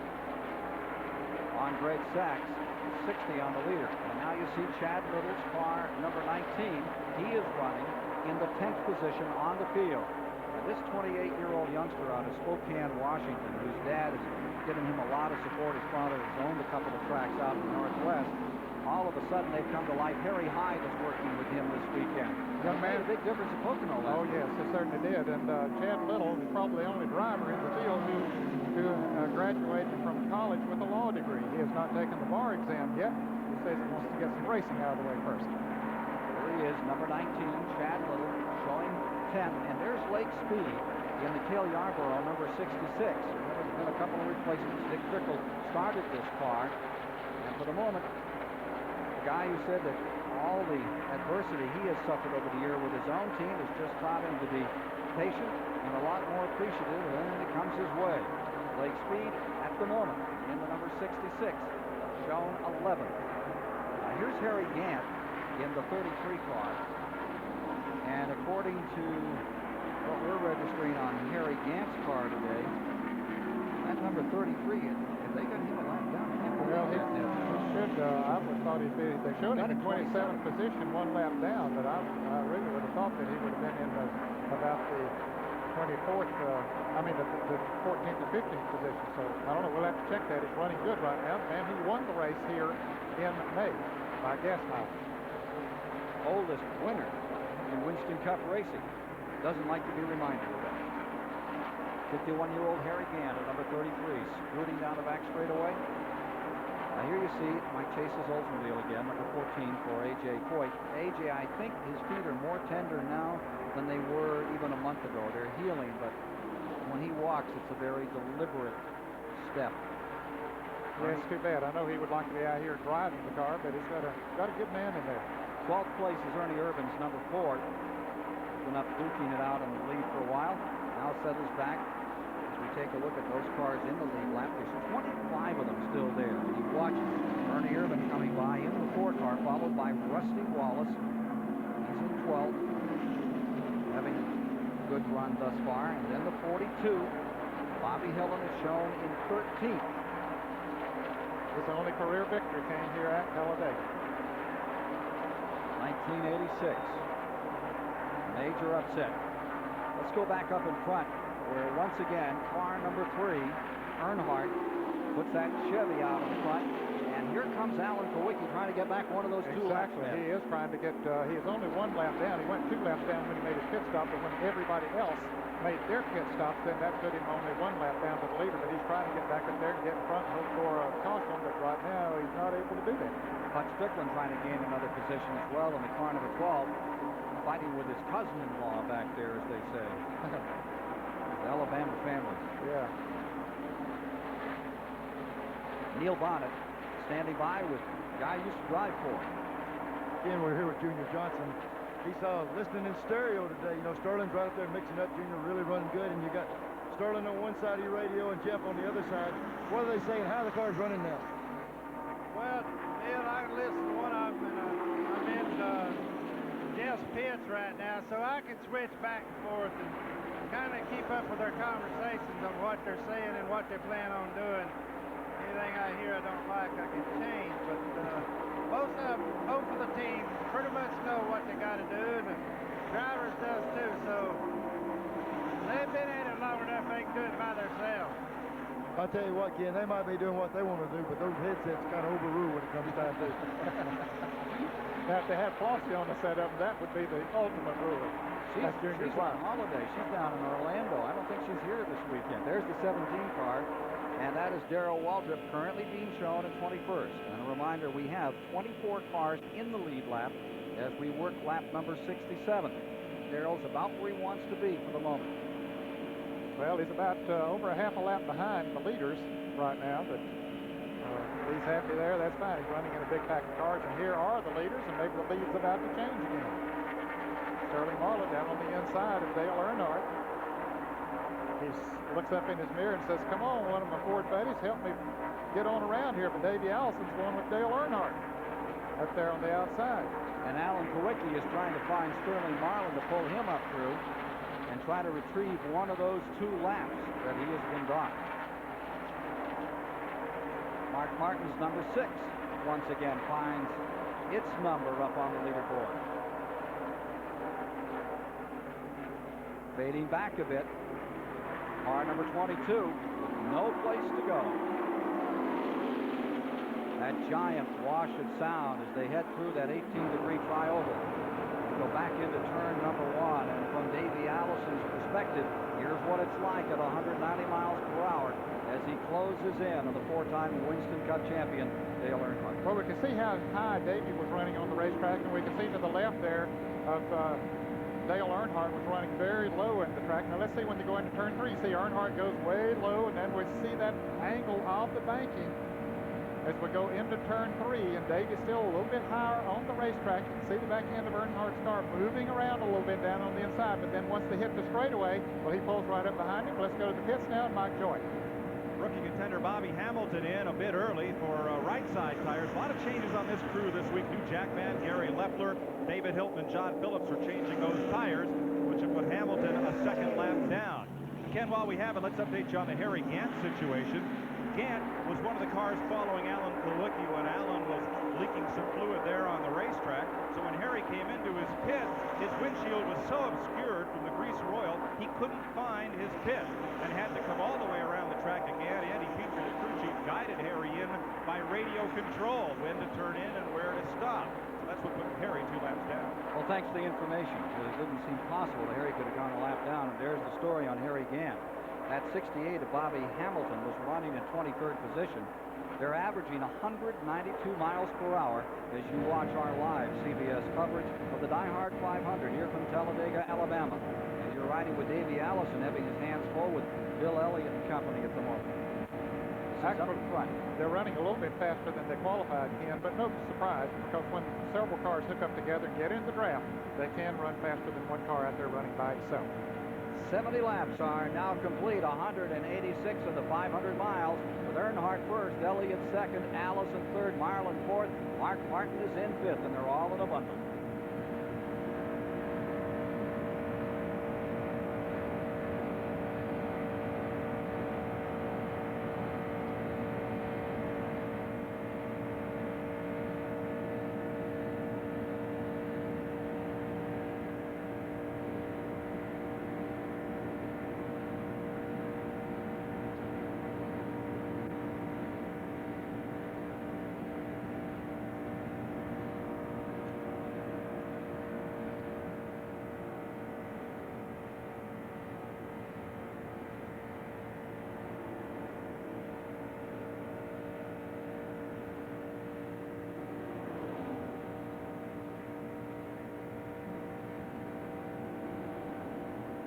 Yeah, I started to say it would be his right foot leaning against the hump in the car. Yeah, thanks. That's a better word than the hump. What did you say? I said hump. Bob says it's a tunnel. The drive shaft tunnel. The drive shaft tunnel. Yeah. You mean the hump? Yeah.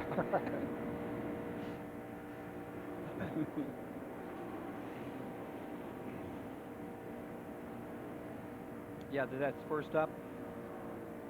Gosh, that's a great picture, isn't it?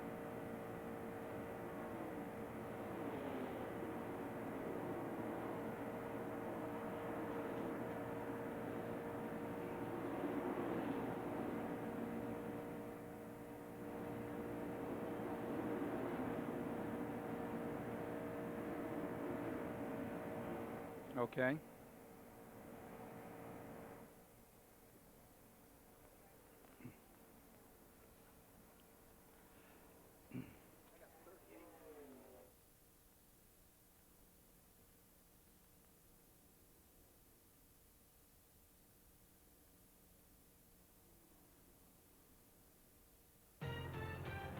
Bobby Bonilla is having another great season, batting over 300 and 5th in the National League in RBIs.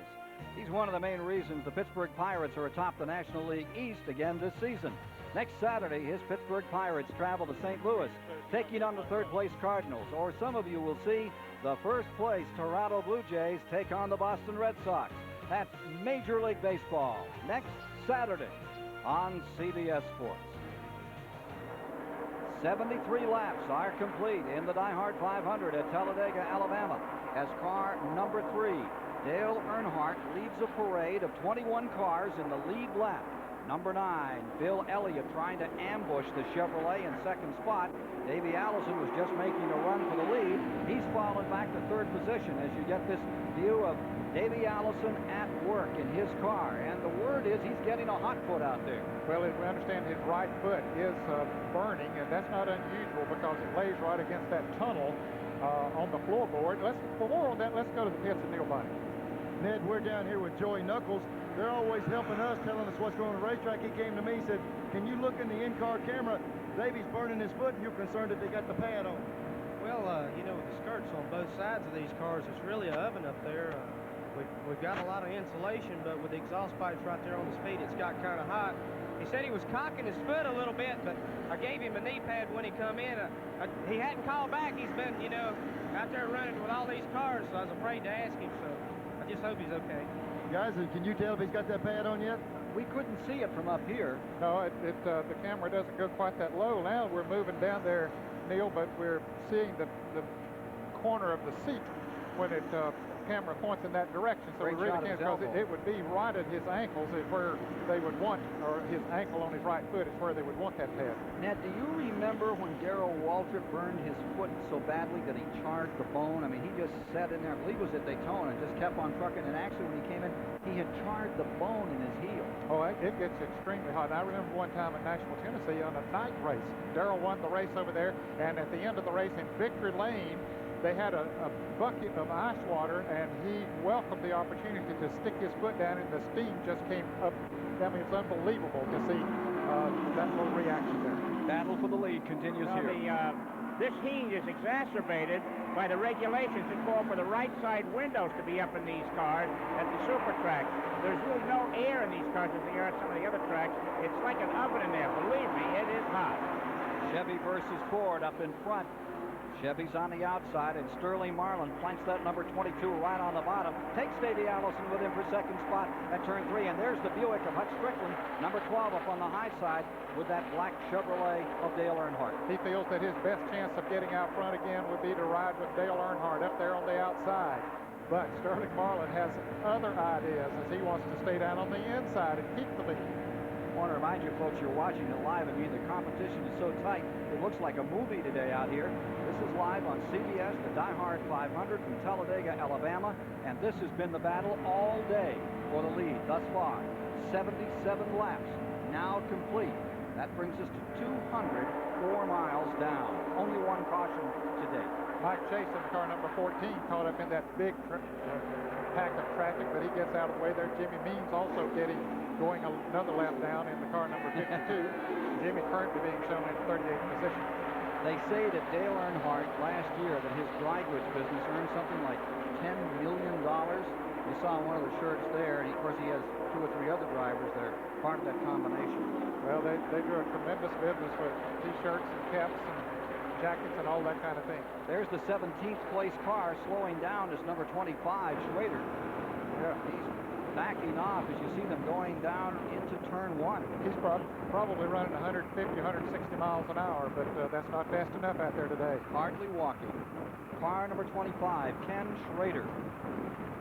He has it all the way down on the apron there now, Ken. That's not too good. You can see he's sort of relaxing, just steering it around, trying to get back to the pits. We had an opportunity to talk to him earlier. This might not be the moment. That's a terrible frustration for Schrader in the car number 25 as he tries to nurse this car back onto pit road. Ken, what's wrong? Schrader, what's your problem? I don't know. The thing just laid down, Ned. Something it's terminal in the engine. Oh, that's too bad. You had a great run going. Well, that has to be disappointing. He's right up there in the point standings. Yeah, 5th. Coming into this race in 5th place, and boy, this hurts. That'll drop him down. Ken Schrader in one of the Rick Hendrick cars supplied us with some excitement here at the start of this race. Gave us some great pictures out at 79 laps complete. Check the valves. Put it says spark plugs on. Not ready to give it up. No, he he's wants to not go out ready there to and give fight it for up. those That's points. right. Yeah. Check all the valves. Put it says spark plugs on. Now, that's not the crew chief doing that talking. That's the driver doing the talking. Of course, Ken Schrader knows a lot about a race car. You know, he was only home one day last month. He's racing every day of the week all over the United States. Of course, his wife, she stayed home a lot. She was home 2 days. She and the baby traveled with him everywhere they go. Almost. Yeah, I'll tell you, he's a racer, no doubt about it. Look at this battle up in front. Now it's Earnhardt out in front again, and here comes 30-year-old Hut Strickland, the pride of Alabama. The newest carrier of the Alabama gang flag down that backstretch in second spot, and what a show he's putting on. He's in there, Sterling Marlin mixing it up, and here's Davey Allison running for it. Watch that tack when he jumps in and out of the draft here. Ned, maybe you can talk about that a little. Yeah, the RPMs definitely change when he gets in the draft. You see there it went down to 6,900. Now, we'll see when he hits the straightaway. He drops down even into the 6,800 bracket. When he gets up into the draft, it starts picking up a little bit again, 6,900. Probably go over 7,000. There it did. Went right over 7,000 as he got in the draft. So you can see there's a variance of about 200 RPM per lap, depending on where he is on the racetrack and how much drafting he's able to do. Look at Earnhardt, a little bit wiggly up there in front of him. And wobbling down to the inside, right up at 192 mile an hour average, comes car number 22, Sterling Marlin. Almost touched there, and I believe they did. Just grazing the paint at over 190 miles per hour. 81 laps are complete, 215 miles. Remember that 94 laps will mark the halfway distance. And here comes Hut Strickland at number 12. He's going for 5 points to lead this thing. Hut Strickland charging down through into Buick. He's got the Chevy on the outside. His cousin-in-law, Davey Allison, on the inside. And here's Hut Strickland. About ready to lead this thing. And the lead, no question about it. We saw that 5-car of Ricky Rudd. There he is, the bride controller up there on the outside of Earnhardt. Ken, not too long ago, Rudd was running in 7th place, but was trailing the pack by about 5 seconds. He has led a pack of cars right up there to the front runners. You talk about racing. Look at this pack as we move toward halfway, battling over 190 miles an hour, inches apart. And this is the scramble for first. Unbelievable. Remember that Alan Kowicki is 2 laps down, but he stays right in there, trying to make up one of those laps. Now, he's only 1 lap down. He went 2 laps down when he made his pit stop, and when others made their pit stop. He caught that one out. Yeah, right. So 1 lap, and he's back with the leaders. Thanks, Ned. Now, 2 complete. We talked about Rudd. He would certainly like to get up there and lead. I don't think he has led a lap so far today, and he would love to do that because there's 5 bonus points that goes to a driver when they lead a lap in Winston Cup racing. And boy, he certainly needs that because Dale Earnhardt has been up front quite a bit today and has a good chance of leading the most laps, which is another 5 bonus points, so he wouldn't want to give up 10 bonus points in one day. This has to work on your mind, running that tight together for that long at that high speed. Well, it really does. You certainly can't break your concentration for 1 moment. If you do, as Chris Economac pointed out in the first race, just 1 slight mistake can cause disaster out here. So that concentration's got to be there every second. Hut Strickland is out in front, and Davey Allison rides second as the Alabama gang rides atop the field in the DieHard 500.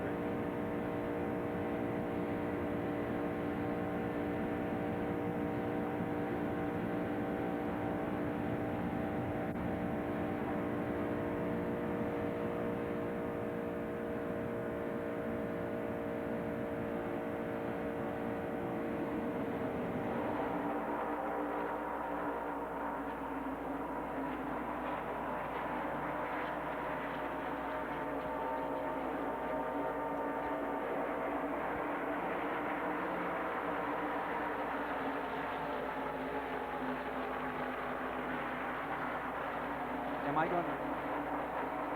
Yep. I think he just got pinned on the outside.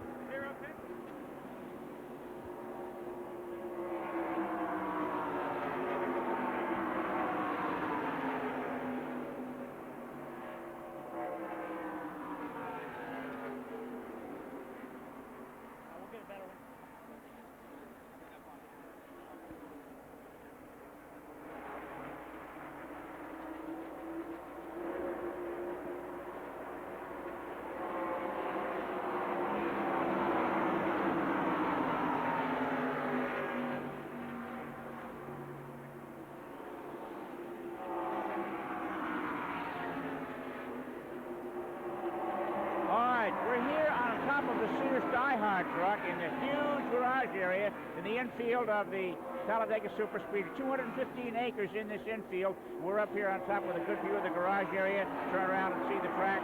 We've got Kenny Schrader with us. But an interesting point. The race record for this event is 178.7 miles an hour, set in 1978 by Lenny Pond. The average now is over 190. We may see a record race before it's all over. Kenny, I think that when your career is over, you're going to be an announcer. You sounded great in that car. Well, what made it lay down, to use your words? Well, you know, I got a better shot of being an announcer than to do an engine builder. All I know is it's quick. There's probably something in the valve train or piston or something like that, Chris. It went to 7 and started slowing down. It was getting ready to make pieces, so we just shut it off.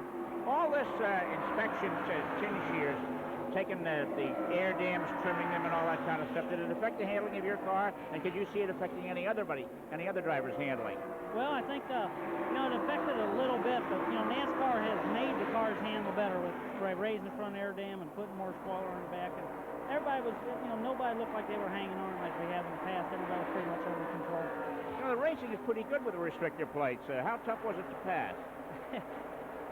It may look good. It's not much fun inside the car, but if you had a good partner, I got hooked up with Buddy Baker there and with Michael Waltrip, and they'd both get right on you. They'd just get a couple feet behind you, and you could flat get around some cars. And okay, run by your schedule for us. Where your next race is, Kenny, quickly?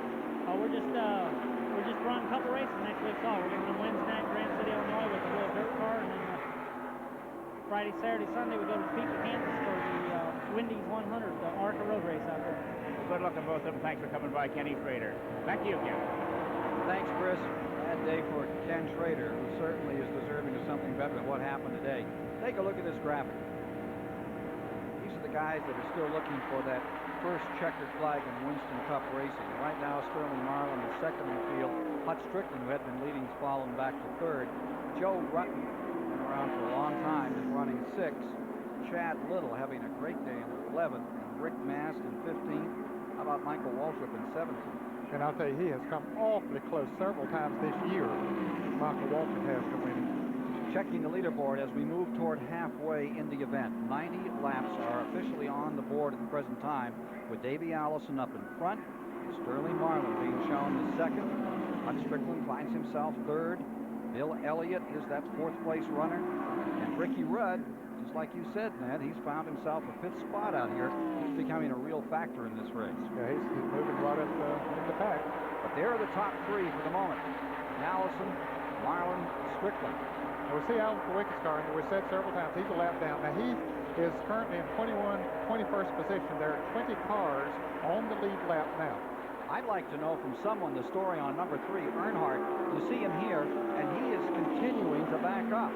That car is back in 8th, and twice he's come out of the draft. Remember early in the day, we saw him just motor down to the inside, hunker down, and take everybody? That's not the case on car number 3, and I'm wondering if something might be amiss there. Well, I don't know. He might be content just sitting in there riding in the middle of that pack with the draft, saving some fuel. You can conserve a little bit of fuel by riding in the middle of the pack. And Earnhardt's crew, now they are known for getting good horsepower and certainly for setting that car up well. But and we got a car in the wall over here in turn 2. Harry Gant at number 33 has struck the outside wall hard. And the caution will come out for the second time here today. So the winner here in May won't repeat here in July. Running in 25th position, Gant, one lap down, has tagged the wall hard. Second caution of the day for Gant. Dallenbach brought out the first one. Field goes under yellow, and we'll move to the halfway point. They're now working lap 93. Halfway, 250 miles, will be lap 94. It looked like we could see Harry Gant taking his window net down. There's a couple of fellows there on that camper sort of blocking the view of Harry Gant in the Leo Jackson Oldsmobile, but it looked like there for a moment he was taking that window net down. So that's the good news. Now the safety equipment starts to move in. As they came to the line, the 30 and 17 cars were running 18th and 19th, the Waltrip brothers. Remember, they started side by side. Let's see again what we can discern from. Yeah, he was already loose, already breaking away. That looked like it might have been a tire. Yeah, it could have been. We saw the car number 94, it looked like, of Terry Labonte going by on the outside just as Gant was in the trouble there. Well, that's too bad. They'll certainly be coming into the pits, I would think, Ken, because everybody, in fact, they were not too far away from regular pit stops, maybe another 15 or so laps, but they only changed right side tires on their green flag pit stops. I'm sure there are a lot of drivers, and Earnhardt might be one of them. We were talking about him when this caution came out, that maybe the left side tires are getting a little bit worn, and he would welcome the opportunity to come in and get 4 new ones on there. 20 cars are in the lead lap, and as you pointed out, the 21st place car is the number 7 of Kowicki. He'll get another shot from inside on that restart lineup, getting back in the lead lap. Well, he will, but it'll be awfully tough. Here's Davey Allison as we ride with him right into the pits. Brings it to a halt. Everybody else coming down pit road. Neil Bonnet. Ken, we're right here in Davey's pit. They're going to do the 4 tires. They were about 8 laps away from a normal stop, and it's kind of unique to see this happen. They had to come over and tell the NASCAR inspector, hey, we want to add a little bit of rear spoiler. We want to put a little bit more angle on it. It's almost like getting permission to do something. He's killed the motor, cranked back up, he's killed it again. They're having a little bit of trouble getting it going. They're going to push it right now. They got him running, it shouldn't hurt him that much, but you have to get permission to mess with that rear spoiler, and they had to tell the inspector prior to it. Let's go down to the pit, Mike Joy. Ernie Irvin pulls away after making his stop, has to dodge a tire there in the center of the lane as Bodine, Rutman, and Chad Little go by. I'm in the Dale Earnhardt pit where they have made some changes to Earnhardt's car. He said the car was getting a little bit loose out there, so when he came in, Scott Kluka jumped over the wall, and he put a hole turn a wedge there in the left rear. And also, it looked, Richard Childress, like you were making some moves on that spoiler in the back. Yeah, we knocked a couple of degrees more in the back of it there. It's just a tick loose when 2 or 3 cars get around him there. It seems like it, he just needs a little more right there. So I think we'll be okay now. So a turn in the left rear, some more spoiler. How about stagger? We'll be okay. that grin, mate. I think that was just a little change there, and Richard's usually right when he makes a pronouncement like that. Yes, sir. He's the cagey one, no question about it. They're not ready to put it up on the trailer yet. No. Car number 3, Dale Earnhardt, still a factor, very much so, in this race, as are 20 others in that lead lap. When we come back, Rick Wilson is still out there as the leader. Ricky Rudd's in second, and Mark Martin's in third.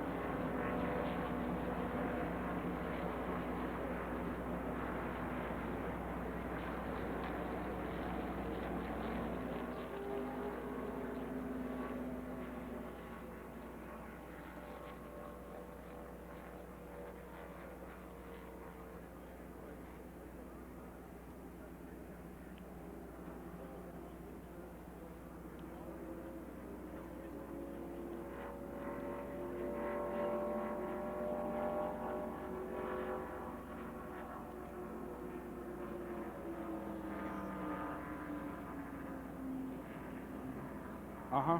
Yep. No,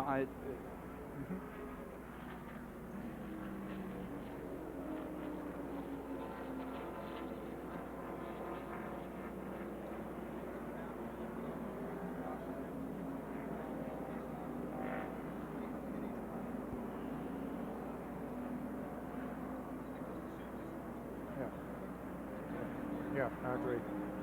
Yes, I do. Bob? Guess I won't hit the salt. It looks like it's going to want to rain down here. Right. Yes, they're going to see the inspectors and get permission, right?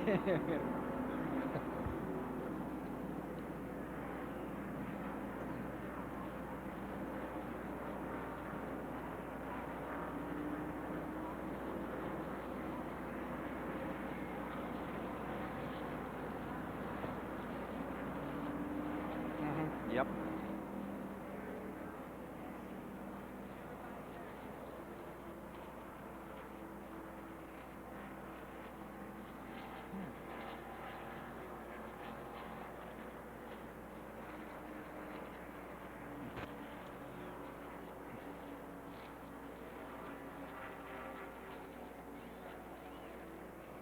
This DieHard 500 race summary is sponsored by Quaker State.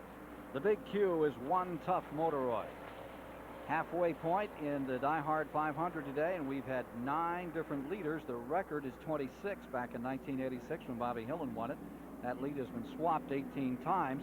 The average speed is 178 miles per hour.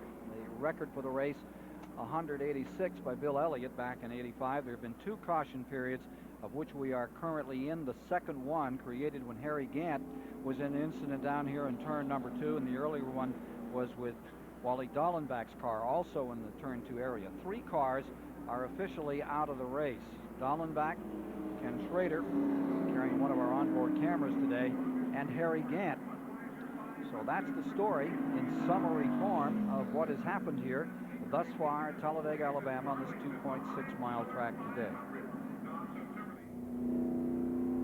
Getting set on a restart, Gant's car has been brought in, and as they get ready to go, Rick Mast in one of the Jackson brothers' cars being shown up in front with Ricky Rudd in second. And there's better than 100,000 out here in extreme heat. We've gone halfway, and there is the possibility we may get some showers, but this race is now official since we're halfway home. Yeah, anytime you go past the halfway point, it does become official. Of course, we hope we get to run the whole thing, and I think we probably will, but those fans are enthusiastic. I think those are all Ned Jarrett fans out there. Well, we see Rick Mast is at the head of the list. I think he only changed 2 tires, Ken, as opposed to many of the others changing 4 tires.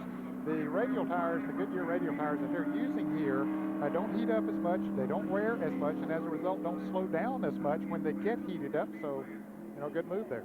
See Mark Martin in third. Hut Strickland hangs right on in 4th place. Good-looking strapping fella out of the Alabama area, and Sterling Marlin stays in that 5th spot. Those 2 men looking for their first win in Winston Cup racing. That's after 95 of 188 laps have been completed. Looking further back, Bill Elliott lies 6th, Earnhardt 7th, Bobby Hillin 8th, Rusty Wallace 9th, and showing 10th is Davey Allison. The 11th spot at the present time is Morgan Shepherd, then Jeff Bodine 12th. Ernie Irvin finds himself in 13th. He's done a good job today.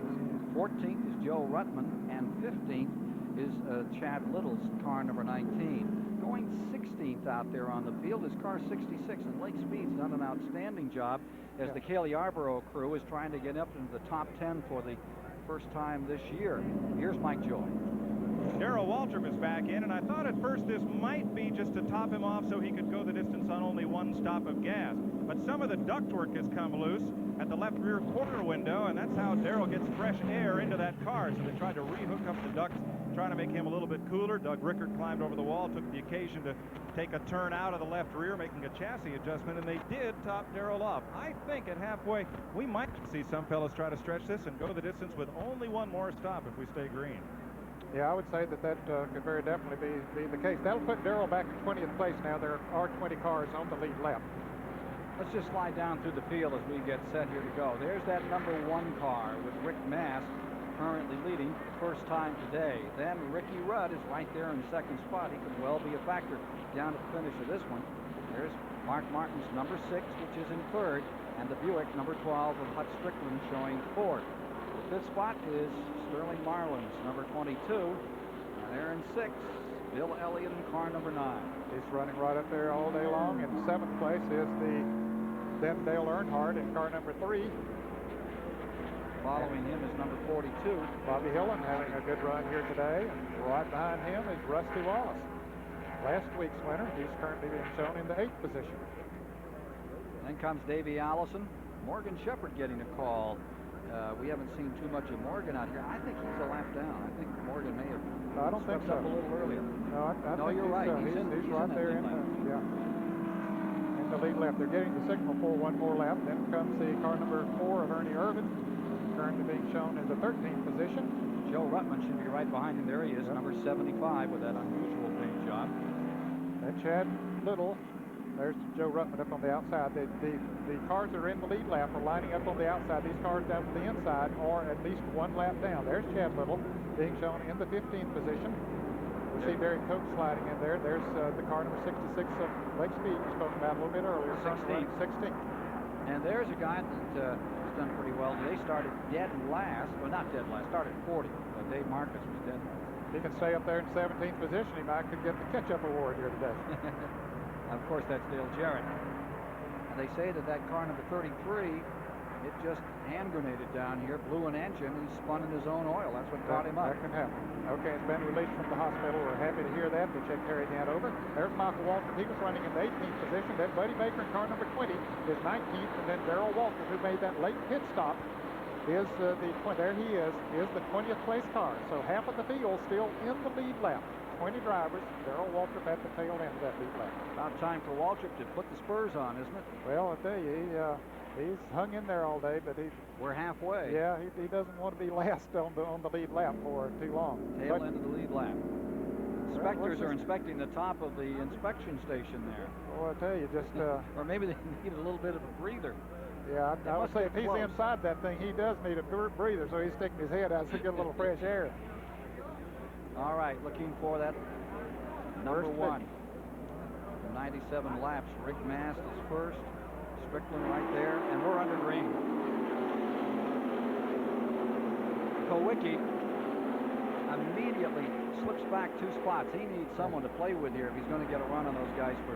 Yeah, he would like. Now he's coming back up. That's him in the 7 car down the inside. He would like to get ahead of the leaders, but I'll tell you, Ricky Rudd is going to make a determined effort to get around Rick Mast and try to lead a lap to get those 5 bonus points we were talking about a little bit earlier. There's Alan Kowicki in that 7, working hard to get that lap back. He has Rudd as they go into number 3.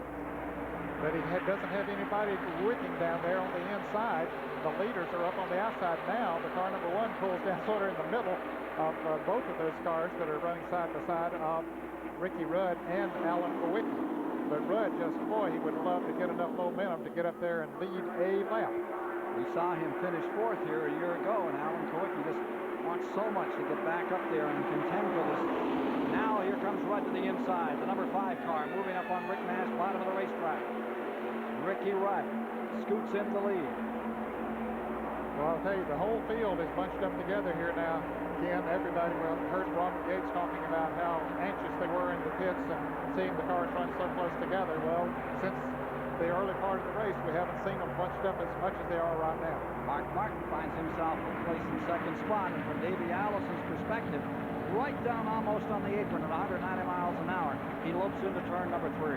Okay, he's moved down to the inside groove. That's Rick Wilson right ahead of him. Rick is being shown in 29th place, but he is 2 laps down to the leader as we look out the windshield now of Davey Allison. 100 laps complete, this time by Neil Bonner. That we had earlier, the big traffic jam earlier, I talked to Robert Yates. They're doing something unusual. NASCAR furnishes an area for spotters. You have 1 per car on top of the building. The jam is so bad, Robert has sent 3 different spotters in different directions. It's kind of like pulling up the intersection and ask somebody on the right side of your car, can I move over? There's a blind spot in these cars. They don't have that luxury, so they're getting spotters all the way around this racetrack. The minute he plugged the hole, he's moving over. They're trying to get some help for these drivers to plug these holes and work this traffic. There's no hole to be plugged out here. They're all filled up. Here's Davey Allison on the inside. Jimmy Spencer in the middle. Earnhardt on the outside. 3 wide as they come pressing down on the turn. That's back there in 7th spot. And Ricky Rudd has taken over the lead, so he has got those 5 bonus points that we talked about. There he is, out front, with Mark Martin now sitting there in 2nd place. They've relegated Rick Mast back to 4th as Sterling Marlin has moved up to 3rd. We'll let you see how the field is running. This is back after 95 laps. Some of those folks through the field that you're interested in. We watch this battle between a Chevy and a Ford up in front.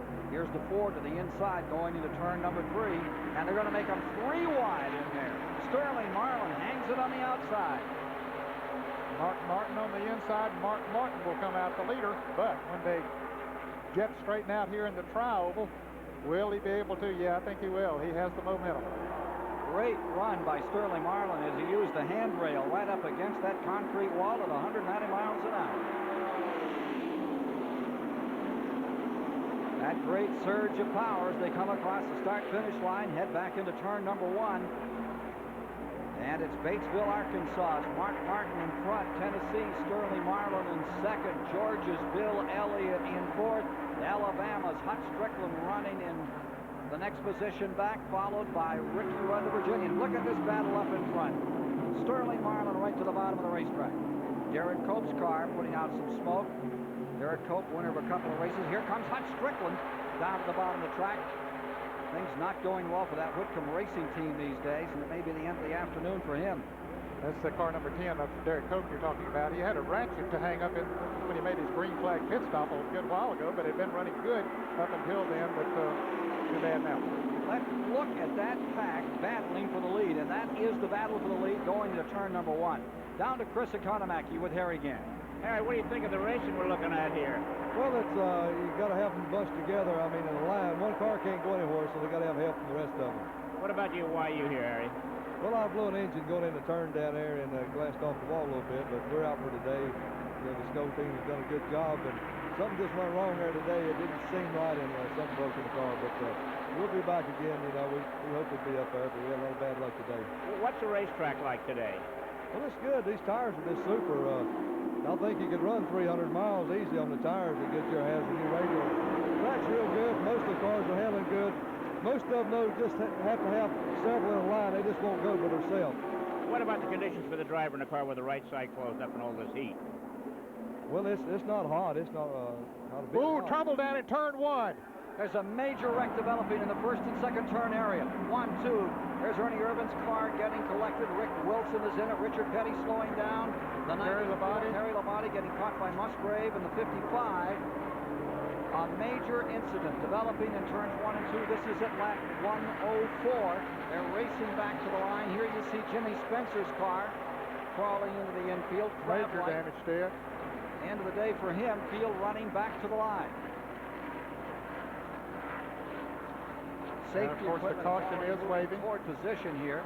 They're staying down on the grass as they go out to turn 1. Field coming by, being woed. It'll be Sterling Marlin across the line first. Mark Martin second as they come to the line. There's the number 4 of Ernie Irvin, all torn up. He was collected in that incident. Again, it was lap 104 where it all broke loose up in turns 1 and 2. Jimmy Spencer clambering out of car number 98. What a bad break for Travis Carter. Harold Elliott's going to go to work. And let's see if we can see what happened here in turn number 1. Where did it begin? Well, Ernie Irvin car number 4. slipped sideways going into the turn. Now, whether he was tapped was that Buddy Baker right behind him. They were running awfully close together, and then he backs up into the car number 68 of Bobby Hamilton, and Rick Wilson right there with nowhere to go, and that's Spencer's car on the left up against the wall. Richard Petty spinning down on the inside. You can see Dale Jarrett getting down on the flat. He got through the mess. Ernie Irvin took a left and a right there. Looks like he was collected by Lake Speed after he was initially hit on the outside. You see Wilson's car coming down. So it looks like a 12-car melee down here in turn number 1. There's the second part of that incident. That was late in the action. It just happened here on the first and second turn up on the 33-degree banking. Again, it started near Ernie Irvin's car. Well, it's ironic, Ken, that he would be involved here after his speech to the drivers in the drivers meeting this morning. Again. And let's see, so we see him go into that turn. You'll see him get turned right there. I think he got tapped. He might have got tapped a little bit by Buddy Baker. They were awfully close together going into that turn. And around he went and shot him right back up in front of a number of other cars, really blocking the racetrack. Richard Petty got through it and spun. I think his car is all right. You see it spinning, but that was evasive action as he almost was ambushed down there by those spinning machines. We'll return with more live coverage of the DieHard 500 from the Talladega Superspeedway after this message and a word from your local station.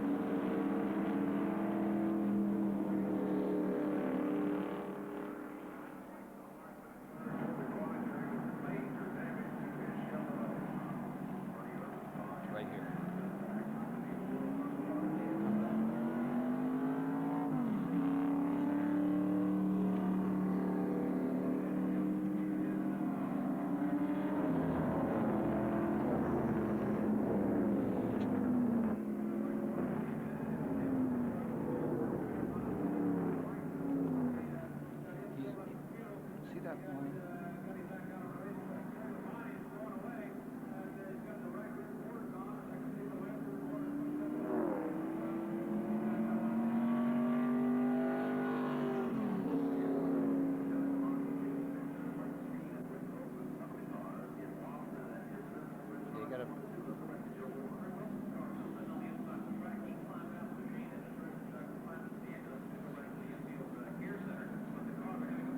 like he was.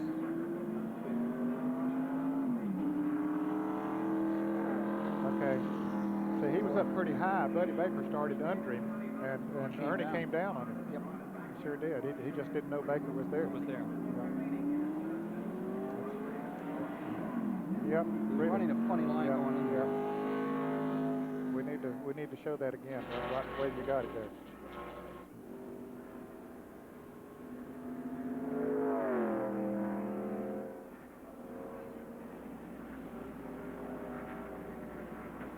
Well, we need to be on pit road with those stories of who got banged up there and what they're who's going to come back. Yeah, I'd like to. Chad Little made a great move in getting through that deal. Yeah.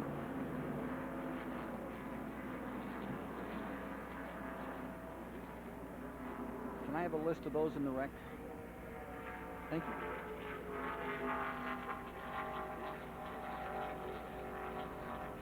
Sure.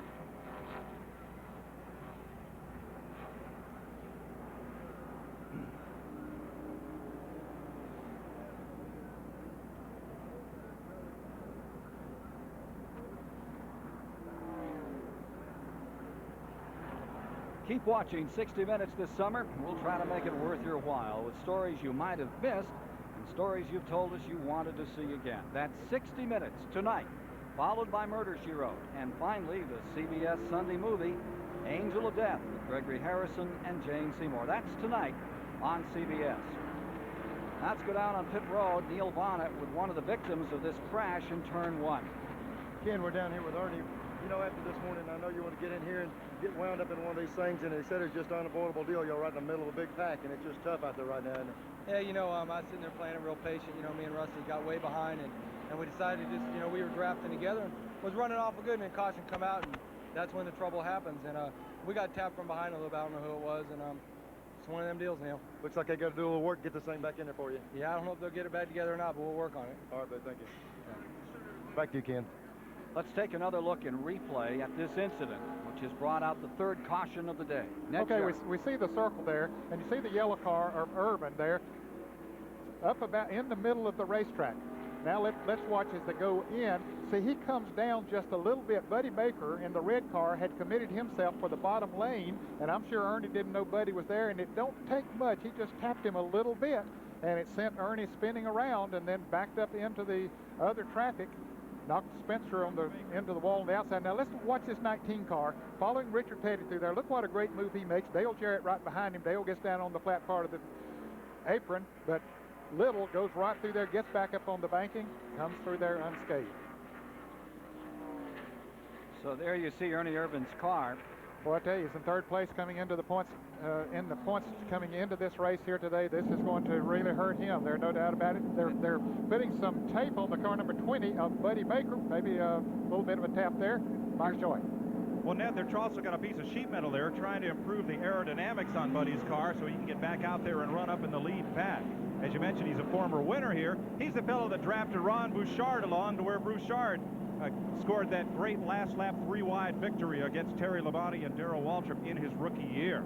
15-second penalty on Baker during that pit stop. Counted David If, the crew chief, counted guys over the wall. Baker's version is that Irvin did come down the racetrack on him after he was already there and committed to the bottom lane, and clearly Buddy was right in the Ernie Irvin's blind spot off that left rear quarter panel. So now a heated argument between the crew chief and the NASCAR official over the penalty that was just assessed, and well, would have been a good day for Buddy Baker racing to the front is now taking quite a turn. Well, of course, the 15 seconds won't hurt him nearly as much during a caution period as it would if it had been during green flag. Well, they're going to have to brute strength that one back if they hope to go out and run for points at all. A year ago, he finished this event in 6th. Ernie Irvin today will be well down before this one's over. That's the third caution of the day in the DieHard 500. Major incident. Back with more on that story in a moment.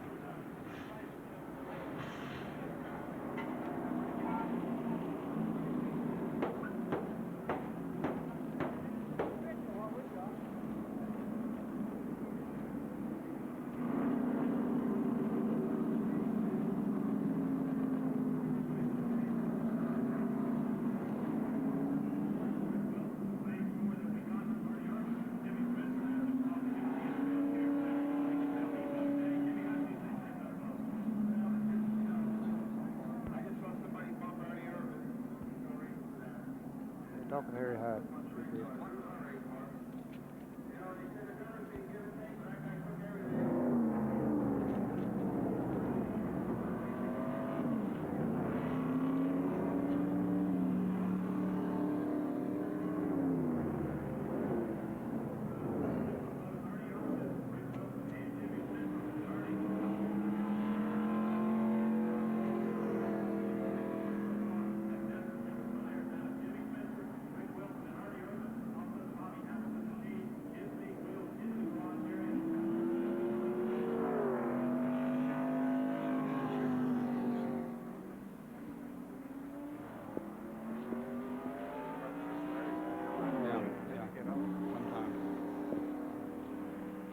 We need to see car 41 sometime when you get an opportunity, Larry.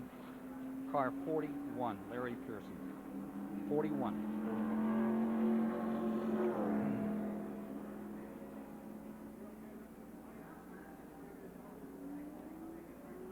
Thank you.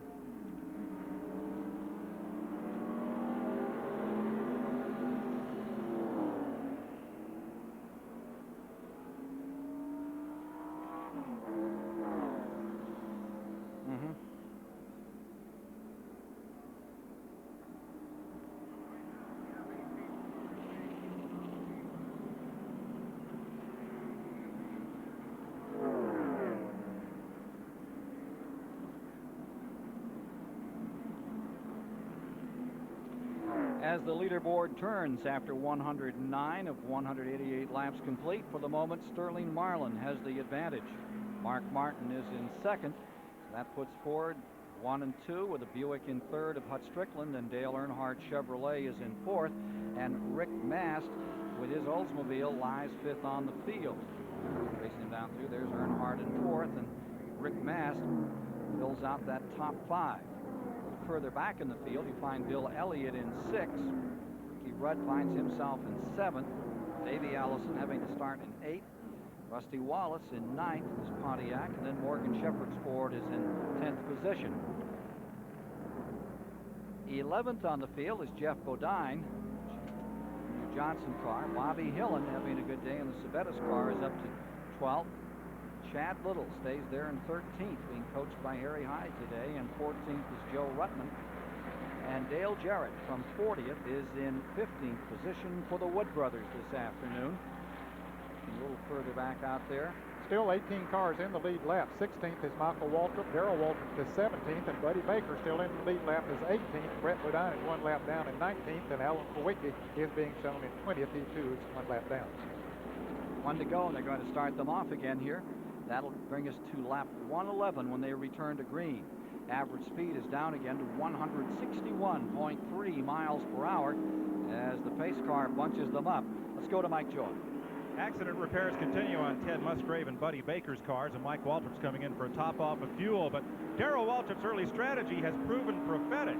On that last run of green flag racing, he was well out back of the lead pack. He had told Jeff Hammond on the radio, if I can't get right up front, I'm going to go find a comfortable place to run, far enough back to be out of the way of the traffic jam, but close enough where I can still run him down. And that's just where he was, and was able to back off and thread his way through that melee.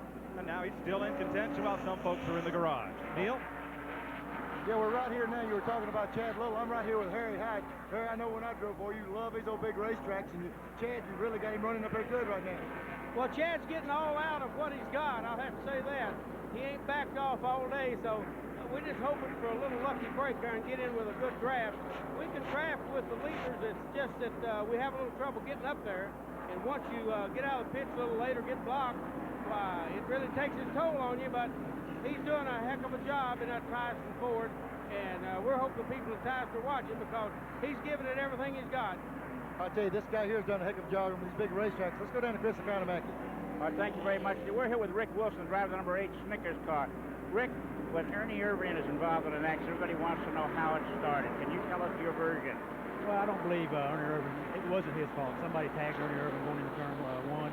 We got Ernie sideways and, got him pretty bad out of shape. And you know, it was just something Ernie couldn't really help. I really couldn't see who done it, who got into him, but you know, it tore up a lot of good race cars. The Snickers Buick was running good today, and we were involved in it. We're out of the race for the rest of the day. I saw the cars pretty well torn up. What kind of a shaking up did you take? Well, I'll tell you what, you know, in this type of racing, it's called what you call ringing your bell. You know, it rung my bell pretty good, but tore a race car up pretty bad. So it's going to end our day for the Snickers Buick.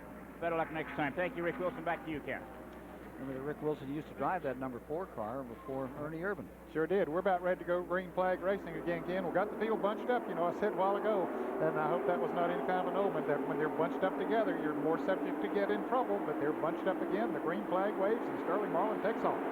And with 112 of 188 laps now officially complete, Darrell Waltrip must run. Can't find a place to hide out there now. If he wants to go up, he has got to start flipping through traffic. A lot of stuff in front of him, 16 cars to be exact, in that lead lap just in front of Darrell Waltrip as they head down the backstretch, with 18 cars being shown up in that first lap. Back straightaway is where Sterling Marlin is under challenge. You see Brett Bodine's car running a lap down. He's trying to make up that lap, being shown in 19th position. The green car won at North Wilkesboro for his only win a year ago. Way up on the outside comes number 6, Mark Martin, tries to fade down through to the inside and then decides he'll just tuck in and wait a moment. Well, there's a lot of jockeying around going on back there. We understand that Sterling Marlin, who's out front now that his jackman maybe has gotten hurt, and Junior Johnson might be put back into action as the jackman for the rest of the day. They used to do it well, but it's been a while since Junior has swung that jack around the car. One of the great pictures years ago was Junior swinging that jack, and was a NASCAR official standing a little too close, and he upended him, looking right out of business. Back straightaway, trying to improve on 4 second-place finishes in his career, is Sterling Marlin out in front. There you see Martin right there with him. Meanwhile, further back, Alan Wickett, Jeff Bodine in car number 11. There's Michael Waltrip moving up through the field. He made a pit stop, as Michael Joy pointed out, to top the fuel tank off, but he's moving back up through there a little bit. You see the 24 car with Dick Trickle at the keyboard this afternoon. Change of drivers there.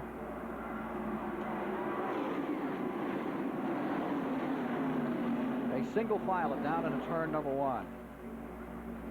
That usually happens after you have one of these major altercations. Everybody just settles down for a few laps and kind of gets back into the groove. Here's Davey Allison making a break on the bottom of the racetrack, trying to come up through.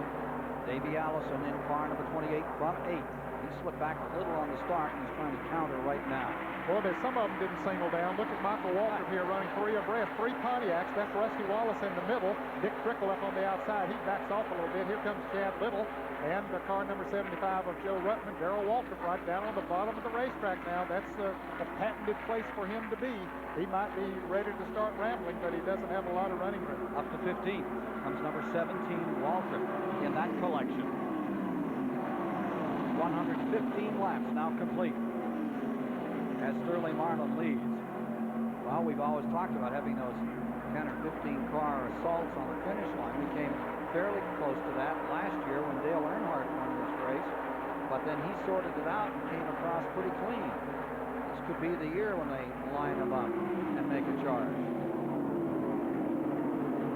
Well, there's Earnhardt right back to 4th, and you got to know he's ready to run strong. Rick Mast in the number 1 up on the outside, trying to circle around him. Remember the good run he had at Daytona, finished 4th, his best ever finish in Winston Cup racing. Rick Mast, he loves to run these high-speed racetracks, and Ricky Jackson, who owns that car, does a good job of putting together these restrictor plate engines. And as Earnhardt and Mast run side by side, the trio up in front draw away by about 3 car lengths. That will evaporate if they pull back into single file. Here's Earnhardt on the bottom, and he collects Ricky Rudd as a dancing partner, shoots the bottom of the racetrack. Let's see what they'll do in trying to contain that trio, trying to drive away. Marlin, Martin, Strickland, 1, 2, 3. Ford, Buick up on top. Well, it is time of the race again, even though they still have one more pit stop to make. But if they could, 2 or 3 or 4 of them get hooked up together, run away from the field, and then if they should have to make green flag pit stops, it would put them in much better shape out there, rather than being in a big pack of cars as we're seeing right there. Here's the 20 car of Buddy Baker. We saw him in the pits. He made repeated pit stops trying to correct that damage on the right front of his Oldsmobile. A little bit of the tape flapping in the wind there. Don't think that'll bother anything for Buddy. In fact, it's not bothering his running. Watch him go up on the outside of Joe Ruttman. For 15. Ruttman in 15th. Not any longer. Buddy Baker scoots along on the outside. I've got to tell you, the mental fatigue from this race. Wow, that tape touched Michael Waltrop's car when he came out and made that move. I believe that helped him. I believe that made that car run faster. Here's Baker making a tremendous run. Having the time of his life, Ken. I'll guarantee you he is very, very happy inside that race car. It's his favorite racetrack. He's won 4 times here. Once in this DieHard 500, 3 times in the Winston 500. And look at him come on. He retired for more than a year, but he decided he needed to get back behind the wheel of a race car, had a team of his own, sold it, said, I want to drive for somebody else. 16th spot. Let's take a look again when he made that move and saw that piece of tape or whatever it was coming off the car. That's Buddy Baker up on the outside. There it goes. I believe that's a piece of sheet metal or something that came off of the bumper. 193 mile-an-hour average in that last lap on all of these leaders. They're averaging 193 miles an hour running this close together. Marlin first, Martin second, Strickland third, and here comes Earnhardt. The Intimidator is up to 4th. They do give him room. Well, he'll make room. He doesn't need the full width of the car to get through. Art in itself. Yes, sir. And Earnhardt is the master. Here's Chris Economaker. Well, we're here with Jimmy Spencer. Jimmy, who are you rooting for out there? Sterling Marlin? You know, Marlin and Jimmy Spencer are the only 2 drivers in the sport to wear toupees. Are you cheering for them? Well, you know, I just hope that somebody wins that never won a race before, if it's Sterling or Hut Strickland or whatever. So, you know, whatever. Caution flag on the racetrack. Okay, what do you see out there? Well, we see some debris, we believe. We're being told there is debris, Chris, on the racetrack. Probably that piece we saw fly off of Buddy Baker's car a little bit later, but it is debris on the racetrack, so caution is out. Back here with the Let's go to Mike Joy. He has more on that debris story. Ken, we saw David Ifton crew tape that piece of aluminum to try to preserve the aerodynamics on Baker's car from where the 4 car came down into him. Apparently, they must have got a discount on their 200-mile-an-hour tape. It was only good for about 185, and off it went. I thought it was 190. Well, here it is again. Tape. Well, I don't know. They've always said 200-mile-an-hour tape, but today, there it is. There's the piece flying off. It looks like it just went right on up over the fence, but apparently it didn't. There's a big wire fence there, so yeah, it came back down. So I'm sure that is the debris that's caused the caution here now. So we're showing the fourth caution period of the day, 18 laps under yellow thus far, and we'll come back with more of the action for the DieHard 500 shortly.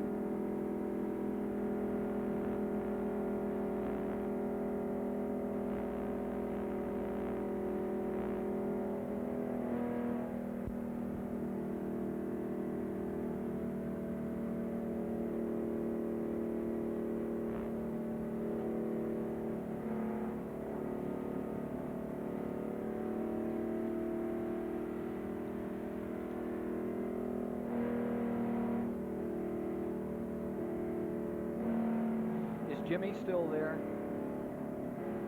Bob?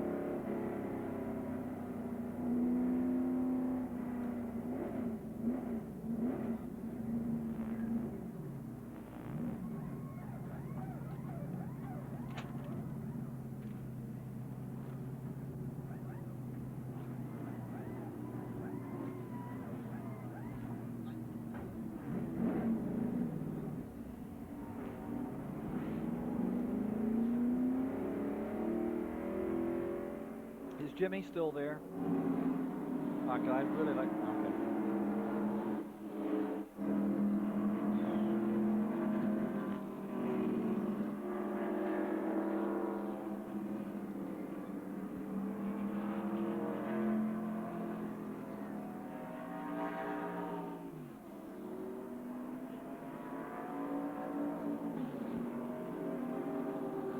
If we halftime, but we didn't really get on 41 cars.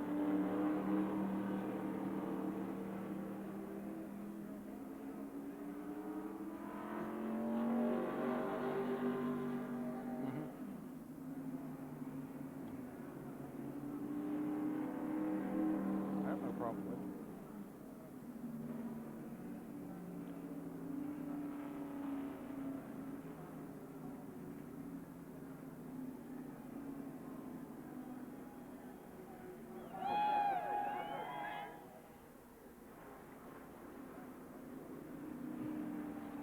Coming up next on CBS Sports, live final round coverage of the Cannon Greater Hartford. That's from the Tournament of Players Club in Cromwell, Connecticut. That's next on CBS this afternoon. Taking a look at the leaderboard there, it's Scott Hope, who now is 8 under, and Billy Andrade is having a great day. Well, I'll tell you, there's Jim Gallagher. so much competition in the golf nowadays. It's a pleasure to watch those fellas play. I just wish I could hit a ball half as good as they Baron Pavin started the day out in front. Going to be exciting. Pat Summerall and company along a little later this afternoon. Hopefully stay right here with CBS and stay right with us to the finish as we have 122 laps now down, leaving 66 to be run, 324 miles complete here at Talladega, Alabama. There's Ted Musgrave's car being pushed backwards. He's in a tremendous battle for the Rookie of the Year honors in the NASCAR Winston Cup Series. He was involved in that wreck. They say that Joe Ruttman has been sent to the tail end, Ned, on that lead lap. A little excessive speed in the pits, and there's a penalty. Yep, that is definitely a penalty as they work on the car off Ted Musgrave. Former champion of the ASA series in the Midwest, tremendous short track driver. From the outset today, there has been a ugly harbinger of things not too pleasant with big dark clouds, and they've just stayed out to the side of the track here, and we've had no rain as yet. All morning long they were predicting we might have some showers, but that has not come to pass. Behind the grandstand, it still looks mean. Really been a great day for racing. You know, Harry Gant said, hey, it's not too hot out here. It's cool, but it was more this morning. It was so humid and the temperature was up there very high, so apparently it has cooled off a little bit out there, and a good day for racing. Caution flag flying for the 4th time this afternoon. That's Jack Steele we're seeing there with the yellow flag. Let's go to the pits. Okay, we'll hold it here for a moment as we see the Ted Musgrave car still in the pits as they continue to work on it. He and Bobby Hamilton are in a battle for the rookie standing. Now let's go to the pits and Michael Joy. Well, Bobby Hamilton's car being worked on back behind the wall, and D.K. Ulrich talking with his driver as they're trying to move it back and forth. That car may be stuck in gear. D.K., what's the matter with it? Well, they're going to try to push him, get him going in whatever gear he's in, and get him out there to roll around for a few points. Okay, they get the signal for one more lap to go. Spokane, Washington's Chad Little, who qualified 6th. Great effort. Now up in front, Harry Hyde, who worked with Chad for the first time at Pocono, and they came up with a 12th place finish there. Now have themselves the lead for the moment. This is the car they call Sherman. Wasn't that out of Rusty Wallace's team at one time, that car? I don't know. 14 full-time guys on the crew, and 3 of them are fresh out of high school, and 2 are his brothers, so that's still kind of a homegrown team. They're doing very well as they lead here in car 19. Still having trouble with this car number 55 getting it to going. They pushed it and tried to get it fired, and then now they're pushing it back up pit road. Tough break there for Ted Musgrave. Yet Chad Little did not make a pit stop this time, Ken. Neither did Michael Walter. They both had stopped on the last caution and topped off with fuel, so they feel they can make it on one more stop. Everybody's going to have to stop at least one more time. So they said, hey, why not get up front? Harry Hyde always says that. Get on TV more if you're up front. That's right. Stanley Smith in the number 49 is 1 lap down in the 19th position. He's trying to get one back from Chad Little as we get set on the start. Harry Hyde last week was saying, go up to the front, go up to the front. And finally, Little came on the radio and he said, well, Mr. Hyde, I think I ought to pit. He said, no. He said, well, why should I go to the front now? He said, well, you'll have more time for your sponsor. And he said, but I really don't have a sponsor. He said, well, you'll get one. And he does have one on the side of it here today. Okay, the caution is being waved again, so they aren't getting the green flag this time around, as we had suspected. You know, Harry Hyde has said, and an interesting point. It's easier to drive a good car in the top 5 and mix it up than a poor one back in 20. Oh, I don't think there's any question about that. That's been true in auto racing forever. We understand somebody threw a beer can out on the racetrack, and that's the reason we had to go one more lap. But, yeah, if you have a car that's capable of running up front, it's much easier to drive than a car that you're battling with back in the pack and not handling good, not running good. That's just sick, sad, and insane when people throw stuff out on that racetrack. If you're going 190 miles an hour, and there's Darrell Waltrip taking a leisurely look around the track under caution out here as he gets set to roll once again. Car number 17 is in 18th position. 18th position right Last now. car on the lead lap. Points coming into this race, Ken, were Dale Earnhardt, of course, at the head of the list. Ricky Rudd second, Ernie Irvan third, Davey Allison fourth, Ken Schrader was in fifth, but boy, he's been out of this race for a long time. That's going to hurt. Mark Martin in sixth. That 140-point difference between first and second. Earnhardt could pretty much sit on a race and have it, as opposed to last year when he was in second in the points coming into this battle. Earnhardt has really been strong, and it's been the fact that he's been consistent all year. Oh, yes. Look at these Winston Cup winners. And Allison, remember back on Memorial Day, wins at Charlotte, then that controversial race, and Ricky Rudd getting set down at Sears Point. Then we saw him on CBS win here at Michigan. Earnhardt's won just 2, but he is so consistent week after week. Mike? Talk about a couple of bloody contenders. Here is the other half of the rookie battle. Bobby Hamilton's car. He was all caught up in that incident, and they are completely rebuilding the front end of the car. Lower control arm here, putting a new ball joint in it, trying to get that up and under what is left. Fortunately, the mounting points where all these suspension components hook into the frame were not damaged in the crash. So it may be 20 laps or so, but as Musgrave continues to have problems, Bobby Hamilton's crew is trying to get him back out there and post another top rookie finish. Thanks, Mike. Well, that's a bad break for Bobby Hamilton, who had a lot of time in grade out here yesterday. He worked every moment that he could on the track to get a feel for this thing. All right, field is getting organized, getting set, and they're at least a lap away from turning the loose. Caution again, Ken.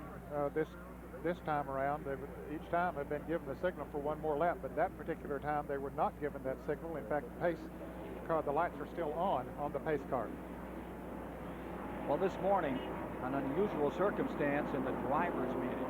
Ernie Irvan, who has been the center of controversy through much of the season, got up and offered an apology, a personal apology to every driver in the meeting.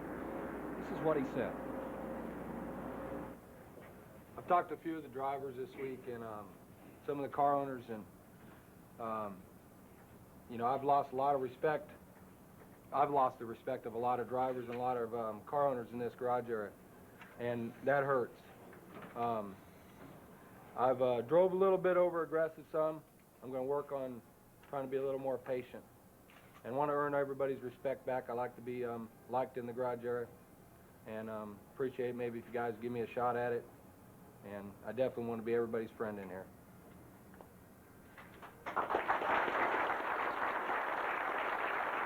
Ernie, how tough was it for you to make those remarks? Well, it was tough, Chris, you know, but this is like a big family in this garage area, and I want to be part of it, and I've always been part of it. And, you know, we've been in the center of controversy, and we don't mind being in the center of controversy on winning races, but someone's been in some wrecks. So, you know, we wanted to apologize to a lot of the people that suffered from it, the car owners, drivers, and, you know, try to mend a lot of friends, and, you know, hopefully be able to go out there and race with them nice and hard and clean, and, you know, get their respect. What are the last few months have you been like for you? Well, you know, it hasn't been, excuse me, here's the accident a little bit earlier, Ernie. Can you tell us what happened? Well, I got bumped from behind, and, you know, then the car just took off, and then it looks like the 68 car, you know, run into me, and then the 8 car, and, you know, I was kind of the pinball in a pinball machine. Well, then there's no controversy about this accident. But what about Ernie Irvan's walking around the racetracks the last month or two? Well, last month or two hadn't been too bad. This week hadn't been too good. You know, we finished, since Talladega here, we've run in the top 7 every race and hadn't really even had to paint the cars after. So, you know, we've kept our nose real clean and really, you know, did some good racing. And we got in a mix-up up there at Pocono. And the worst thing is when we get in a tangle-up with a car, it's never just a one-car deal. You know, we're running towards the front all the time. And, you know, I just got to pick who I can race that hard with and who I can't race that hard with. And, you know, Dale and myself, we run into each other quite a bit, and you know, we keep on getting it. So, you know, just got to be a little more patient. We have a fast race car and a good race team, and you know, awful thankful to Kodak, Delco Remy, and Chevrolet for everything they do for us. And you know, we want to be here a long time to come, and you know, we're still shooting for the championship this year. Is the press been fair with you? Well, you know, I don't know. You know, I haven't read anything they've wrote, and you know, I just try to give them my opinion. And you know, right now we're trying to be awful humble and you know, just be good people in this garage here. You know, we need to be good to these people, and they can be good to us. And What was your car owner say about all your problems? well, you know, he likes the way I drive, but he doesn't like being involved in wrecks. But I drive aggressive and I drive hard, and you know, Dale Earnhardt was condemned for a long time for that, but now people are praising for it. So, you know, just because he gets away that we can't, we just got to race good and race hard and stay out of trouble. Stay out of trouble. Thanks for coming by. Back to you, Ken. Well, Ken, it was a class act for him to get up in front of all the drivers there this morning, and I congratulate him for that. The green flag waves again here at Talladega. We have 125 laps completed, a 188 to be run.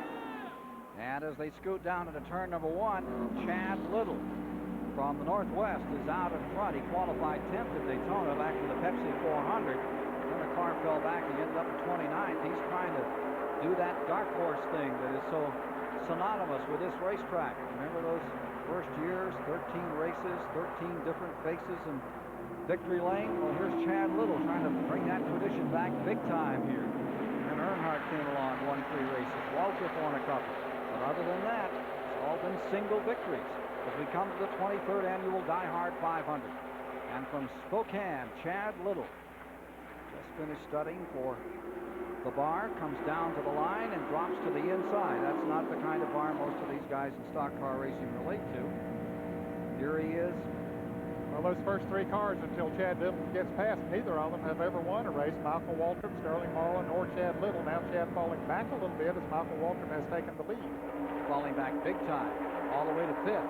Got caught on the inside and swept up by Michael Waltrip.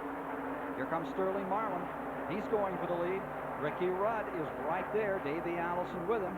You remember what happened between those two at Sears Point, California.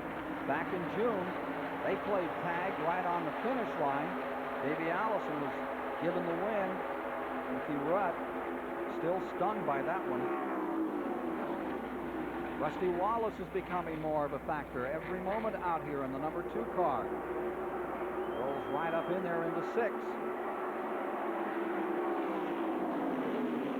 There's so many cars that are running still, 18 cars in the lead lap, and I guess either one of them has a chance and the potential to win this race.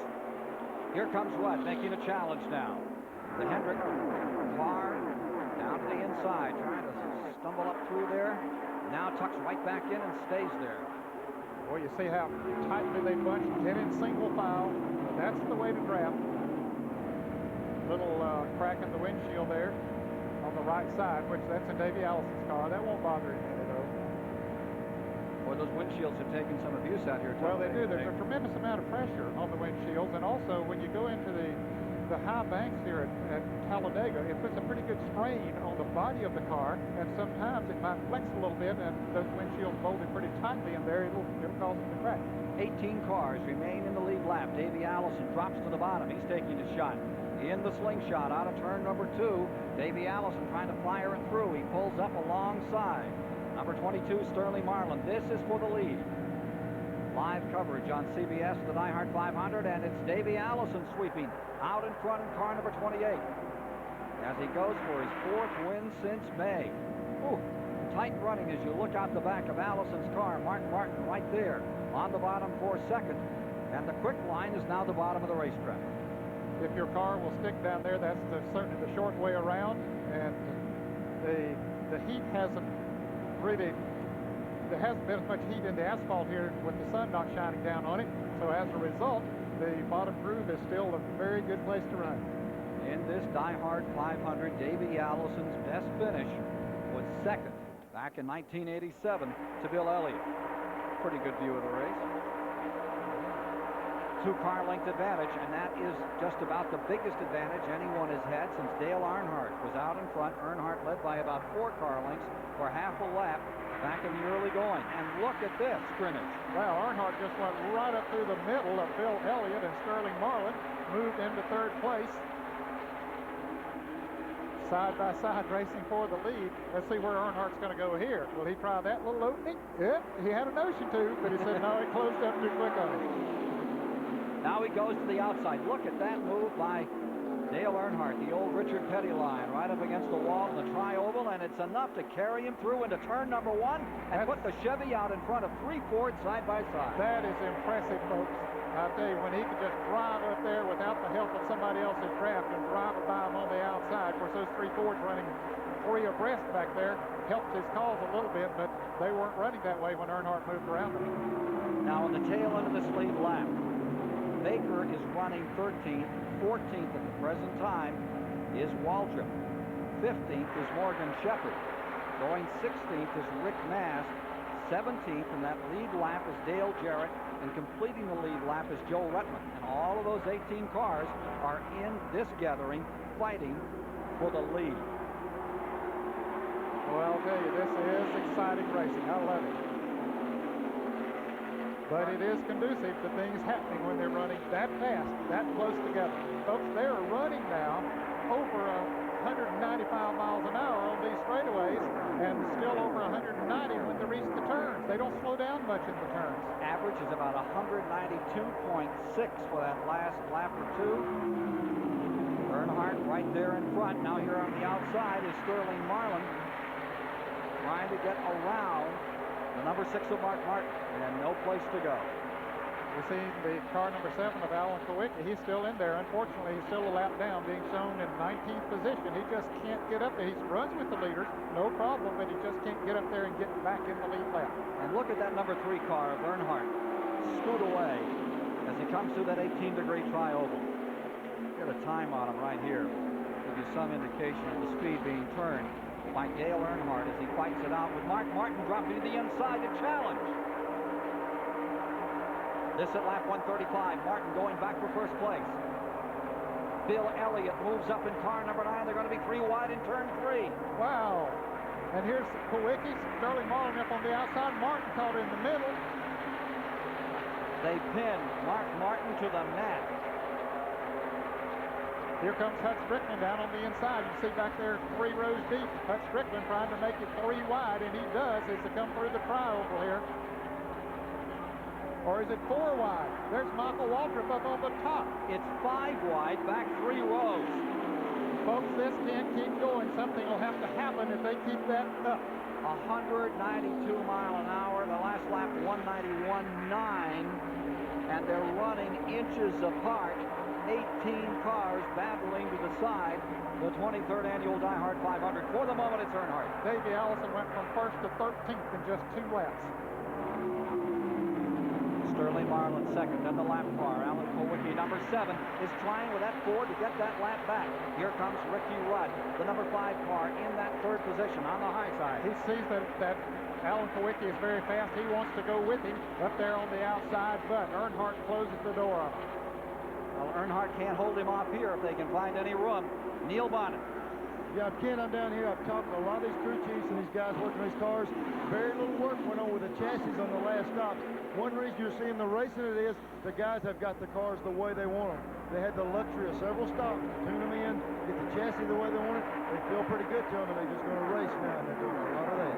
Neil Bonnet, when you won this race back in 1980, you won it against Earnhardt and Cale. They were right there with you, right to the line, and Benny Parsons was in that group. It was a 4 or 5 car sort out. Where do you think you want to be if you have intentions of taking the checkers? Up on the point or in that 2nd spot today? Again, back in those days, we had the big horsepower, the turn-loose power on them, and it was beneficial to be in 2nd place or somewhere where you could jump out of the draft. Right now, the point is the place to be. We just, as you mentioned, we saw Davey go from the lead to 13th place in a couple of laps. It's like a big chess game. You either look like a hero or the biggest dummy in town. It's just too much happening at one time. No, that's a good point. Bertie Urban has just gone back out on the track. The field is going to come up on him very shortly. Watch the front of the field. We'll see Ernie Urban's battered cars. Dale Earnhardt will go around him. There he is. They're coming up right behind him. But you can see a lot of sheet metal gone from his car. He won't be a factor, but wants to get out there and run as many laps as he can, pick up as many points as he can. The Talladega freight train runs over him. Ernie Urban back in 35th position. got to hurt when you want to be up there with that group and you're that far back. Yeah, it does hurt. But he got out of the way and let him go. Leaders completed 136, Urban's completed 105. The record of the Hespers comes by. That kind of aerodynamics won't get it in this kind of racing, folks. It might do it on a Saturday night quarter of a mile or a half a mile dirt, but not here at Talladega. Now look at Kulwicki and car number 7. Alan Kulwicki is trying desperately to get that lap back. He senses, as you sense, Ned, they can't run this tight, this close together without something going awry, and he wants to be in a place to make up that lap and take a shot at winning it all. There's Davey Allison trying to work his way back up. He had dropped down to 13th, but he's on his way back towards the front. And this perspective tells you how much they move, how much they wiggle, how much they have to fight for control every inch of the way at 190 miles an hour plus to win the DieHard 500. Stay with us for the exciting conclusion.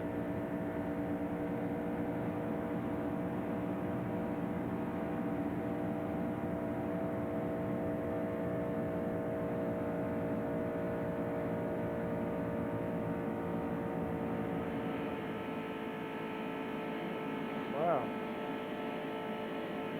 A little better there. Boy, we need that one. He's back to 17th again. Just that car is not quite up there. What's that showing for laps? 139.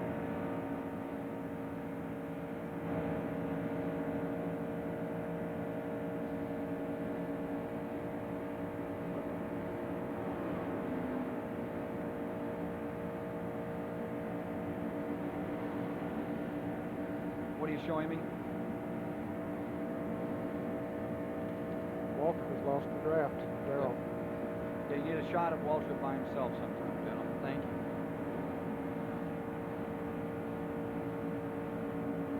Brock, I want to do a little Galilean report before I leave here. It was lap 178 for Victory Lane.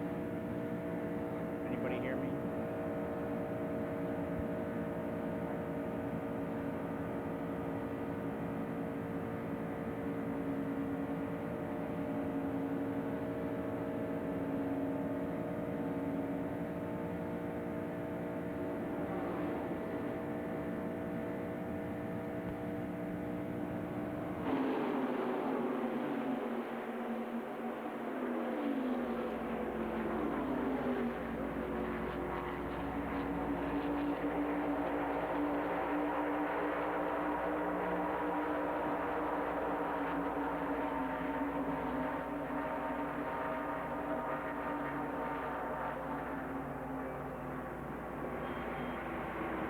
This DieHard 500 race summary is sponsored by Quaker State. The Big Q is one tough motor oil. Here in the DieHard 500, 18 cars continuing to run in the lead lap. The average speed is only 152 miles per hour. But don't believe it. The average per lap is about 192.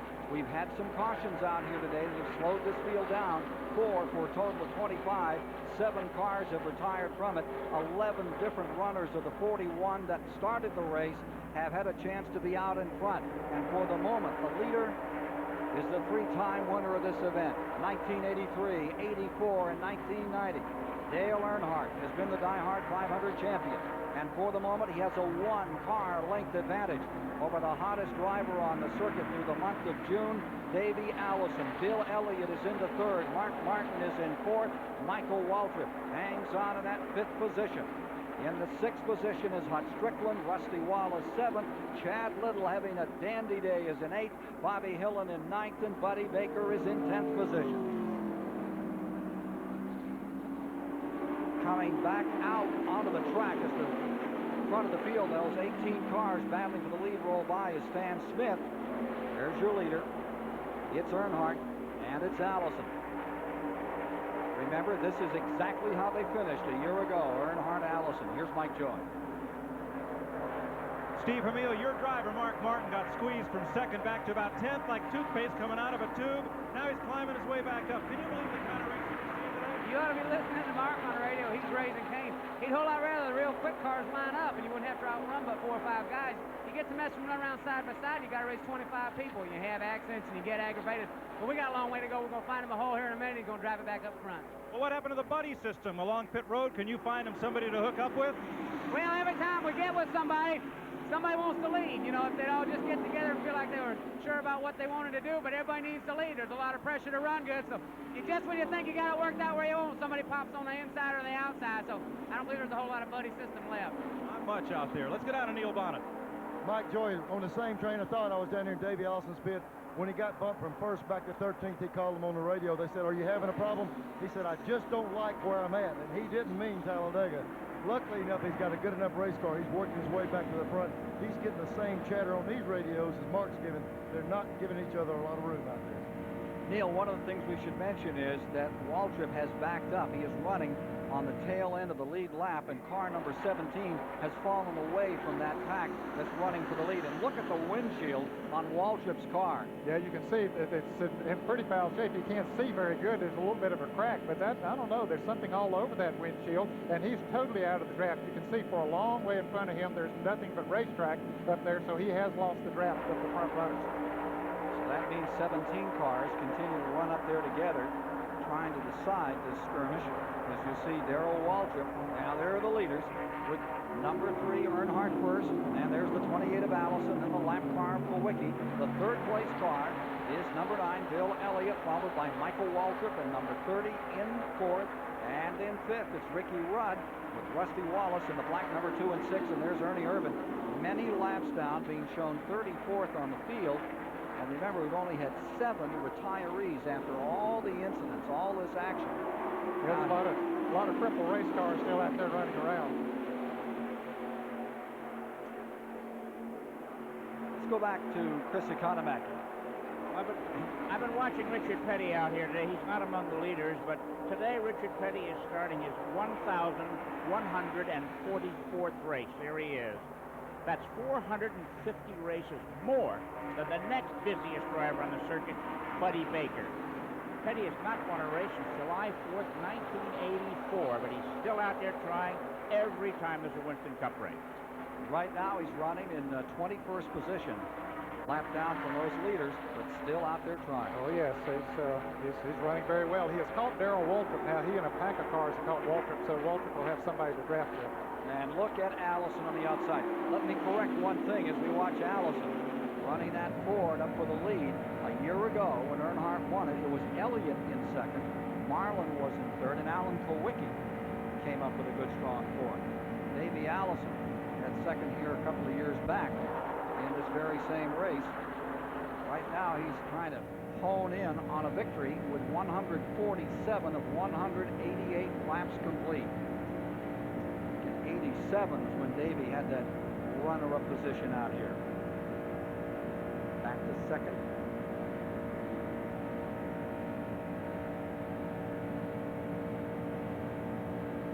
Coming into the tri-oval to complete 148 laps, Davey Allison on the charge.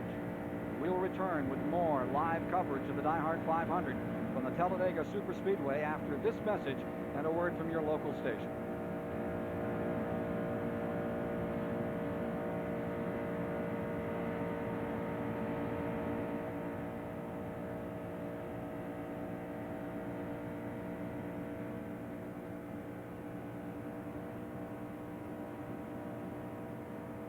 Which one? Brad, I think, yeah. Yeah, he had moved to the inside of the track and was running slowly. We need to acknowledge it. He was running 20th.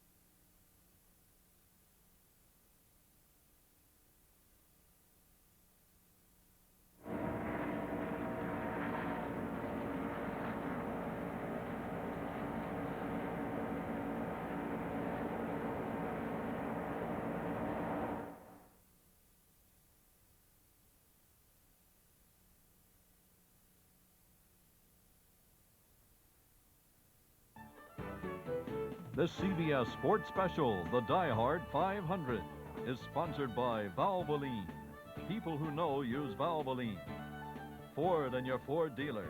Have you driven a Ford lately? And by Gatorade Thirst Quencher. Gatorade for that deep down body thirst.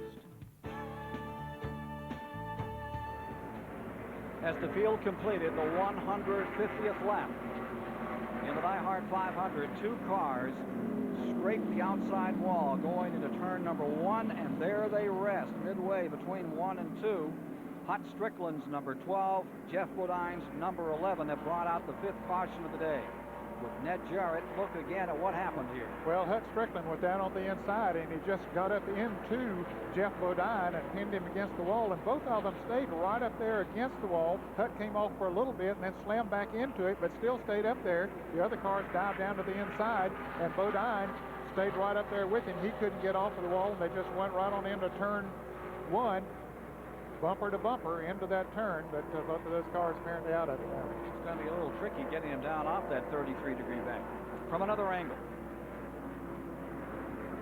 Well, they had just gone across the start-finish line when they got together. Hut apparently didn't see Jeff Bodine on the outside, and he hooked Bodine right rear of Strickland's car on the left front of the Ford of Bodine, and put both of them right into the wall.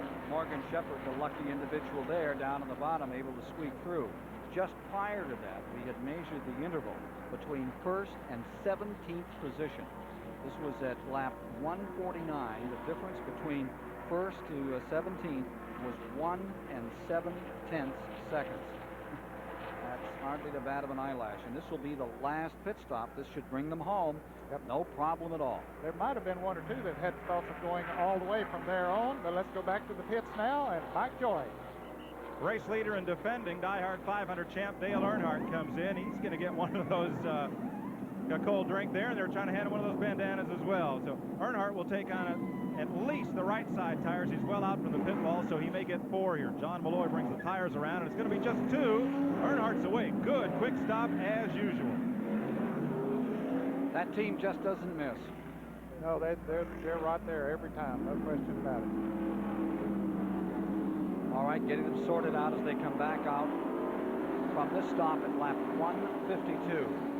Among the runners who have been most impressive here, Buddy Baker. Remember his last win, July 4th, 1983 at Daytona. He has run as high as 7th in that last group. Here's Mike Joe. See how Darrell Waltrip's car is parked right out against the line. Now that's legal, but it caused quite a problem for Mark Martin, because Martin had to wait and then swerve way out to get along pit lane and out of his pit stall there, and there were just a word or two between the crew chiefs there along the pit lane. Steve Emile still standing out in the road there. Steve, was Mark able to get out okay, or things get a little close here? He hit Darrell as they left, but they wasn't running fast enough to hurt anything. I figured he probably hit people harder than that on the racetrack. But we hate it. You know, we just got gas, and these guys were coming in a little late. We only sat here for 4 seconds of fuel, so we're in good shape. We need to get back toward the front. I don't think there's any front end here. Okay, gas only for Mark Martin. Let's go to Neil. Mike, I was up here talking to a lot of these lead cars, and this caution was a blessing for some, and it really cost the others. Davey and his guys and a bunch of lead cars, they were about 8 laps out of their window. They were going to have to make an extra stop.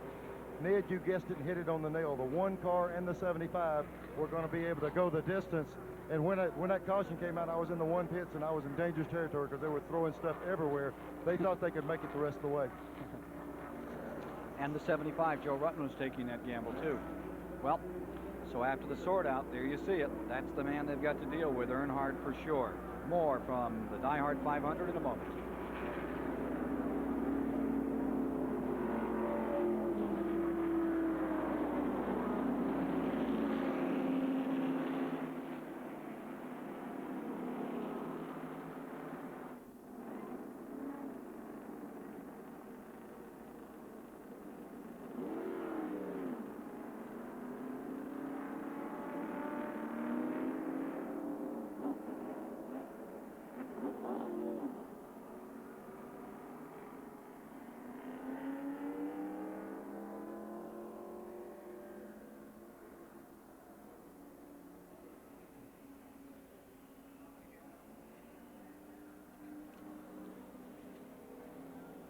Thank you. That'd be great.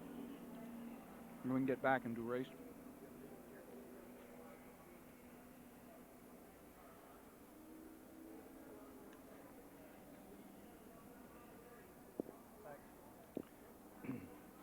See, they can't get them down off the wall.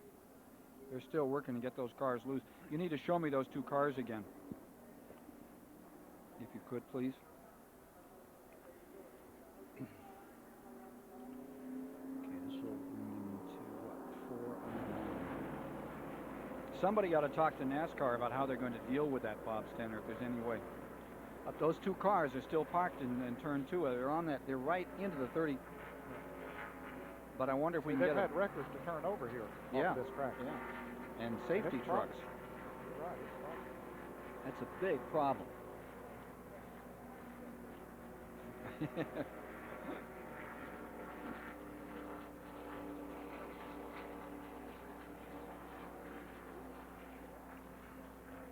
Mm-hmm.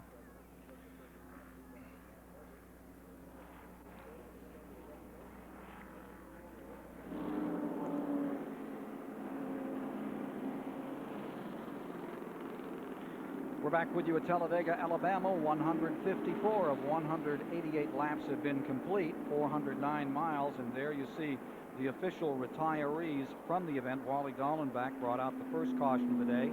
Ken Schrader had a motor go down on him. Harry Gant was in a wreck that's knocked the front end off car number 33. Rick Wilson, Jimmy Spencer, Lake Speed were all caught up in a crash at about the same time. Derek Cope's car is retired with an oil leak. Brett Bodine has officially gone out, and we expect that 2 more names will be added to that list, but they're having a problem getting them down off the wall.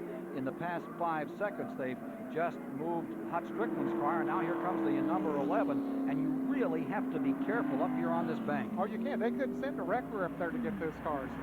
They had to get the cars down so they could get them to a wrecker. There have been wreckers that have turned over off of this bank. You can see that the weight, a wrecker has so much weight up on it that it'll just topple over from up there, and so they had to get the cars down there so it could go to them. It'll topple a pace car or a pickup truck if you're not careful out here and run too slowly around these 33-degree banks.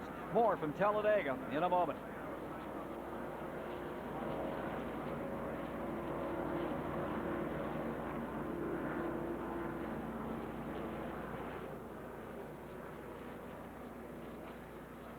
Yeah, we need to get back and put this Dale Jarrett car in first sometime real soon, because he's come from 40th to the lead. Even with the pit stop and so forth, making that change under the flag is still a story. That transition from the straightaway to the banking is so quick.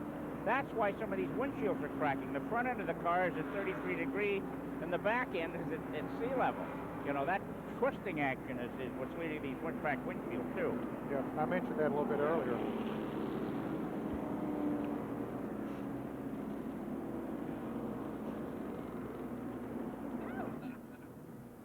Yes, sir. Yes, sir.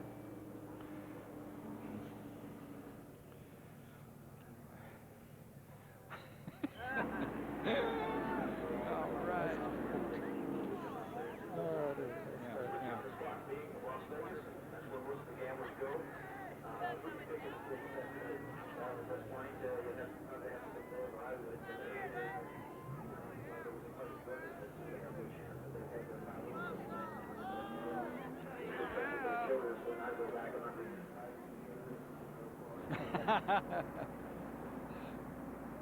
But that's very smart, a young child that they would cover him up.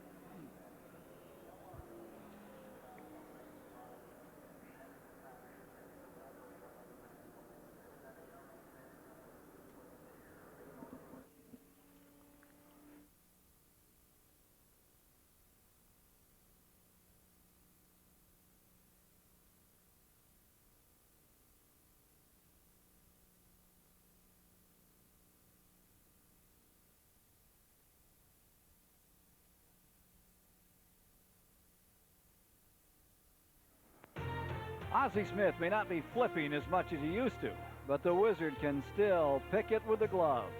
The 11-time Gold Glove winner, who is 7th in National League in hitting, leads the third-place Cardinals against the Eastern Division leading Pirates, hoping to pick up some ground. Other viewers will see the American League East leading Toronto Blue Jays and the Boston Red Sox. Major League Baseball next Saturday on CBS Sports. In Major League Motorsports, it's Talladega, Alabama. It's late in the going. 155 laps complete of the 188, and Dale Jarrett from 40th position has brought the Wood Brothers colors into the lead. That is some run that he has had, even with those stops, making the ground sometimes under these flags.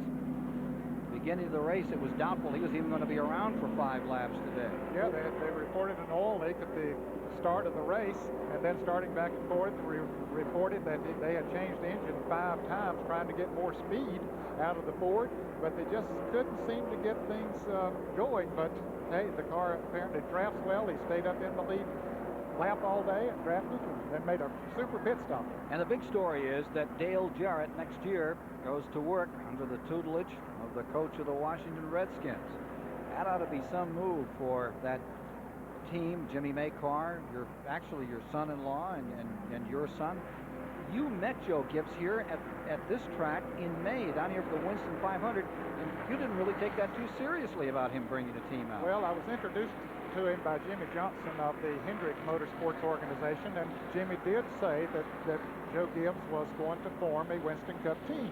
But I didn't think, certainly didn't think that Dale Jarrett would be involved in the thing at that time. Had no reason to doubt what he was going to form the team, but just didn't think that much about it. Then things began to happen. But you have no doubt about how serious Gibbs is for next year. Oh, he is very serious, no question about it. He is very serious about putting together an absolute first-class team, and of course, the Jarrett clan is happy that he chose Dale as the driver and Jimmy Maycar as the crew chief. And of course, that's Chevrolet, which they'll be running.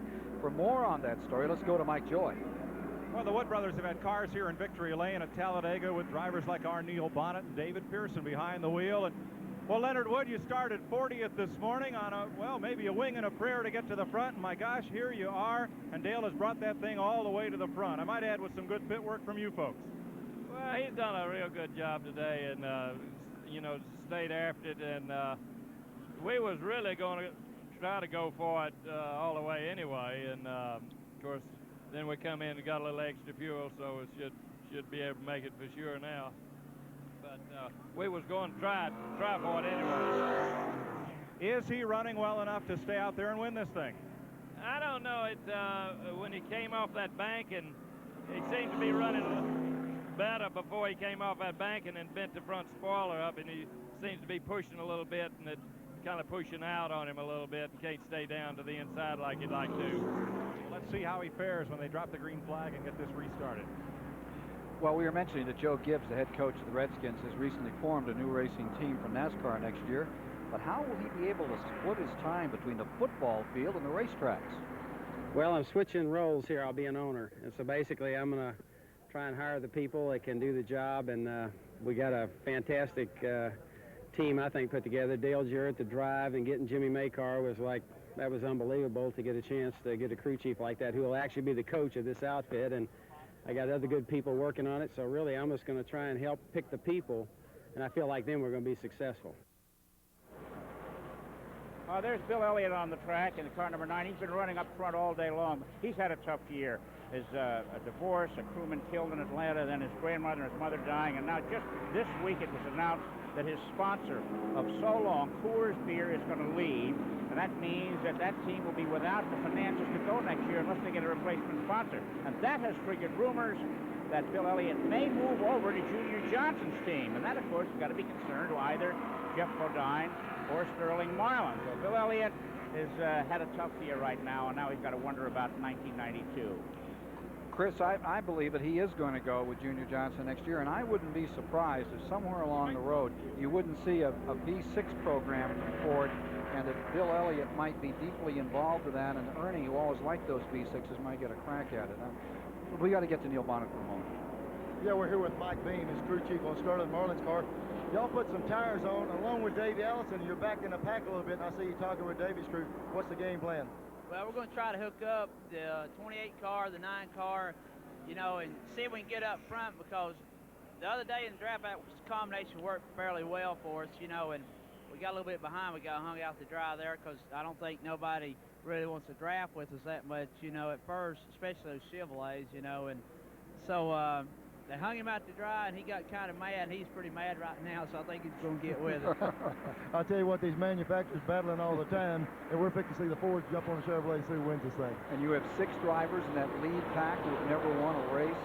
Jarrett, Michael Waltrip, Rick Mast, Sterling, we were just talking about, Chad Little, Joe Ruttman. This is going to be some finish. We have 188 laps complete as we get ready to go. When I talk about that V6 program, of course, we're mentioning NASCAR Grand National, which has really taken on a new life of its own in 1991. Well, it really is. And Ford is a little behind on the development of their V6 program. And Ernie Elliott certainly has had a strong interest in that in the past. He has done some development work on it. Wouldn't surprise a lot of people to see maybe him get into that. But, you know, that's pure speculation. But speculation's about to come to an end here from green flags waving. We'll see how long Dale Jarrett can stay out front. Right you are as they come to the stripe. Here's Alan Kowicki on the bottom, still trying to get that lap back. It looks like that car wiggled the number 7 for just a moment as it came down that short straightaway into the banking. Here comes number 2, Rusty Wallace, trying to find the hole. Number 7 has made up the lap, and Wallace wants to take it all the way right here. And here's Mr. Earnhardt, number 3, barreling along on the bottom, bombarding down that backstretch, the number 3. But look at this shuffle as they go to turn 3. Michael Waltrip making a great move. He circles around to the outside, shot right through the eye of the needle. He pulls up on the high side and tries to stay with Earnhardt. Earnhardt had nothing to do with it. Draws him away by a car length. Well, that'll help Dale Jarrett a little bit. They had him sort of on the outside there, hung out, running by himself. But when some of them got in front of him and opened up and got out there, that helped him a little bit. Now they're 3 abreast coming through here again.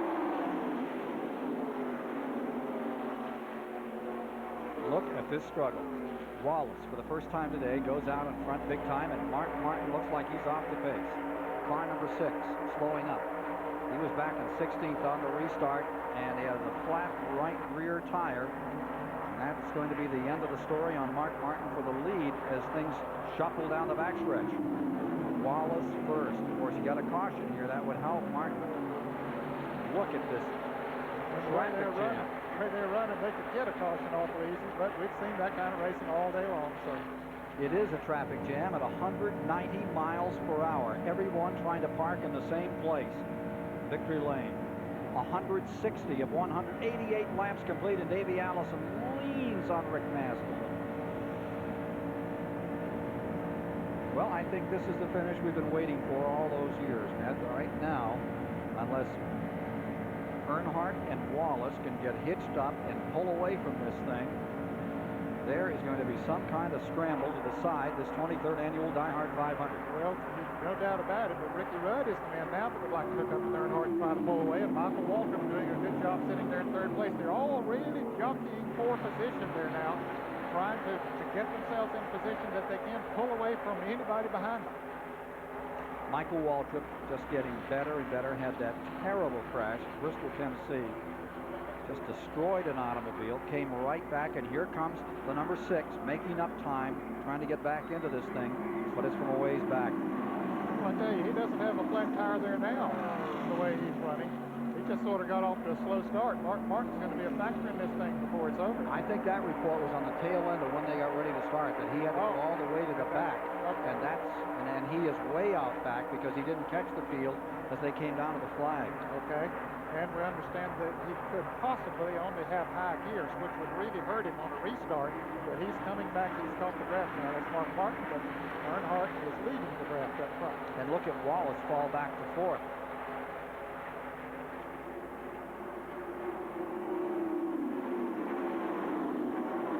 Bobby Hillin Jr., 86 winner, big upset.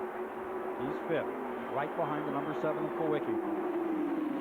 Felix Sabetas, who has really become a power in Winston Cup racing, put together a strong team with Gary Nelson and Kyle Petty as the driver, and they came out determined.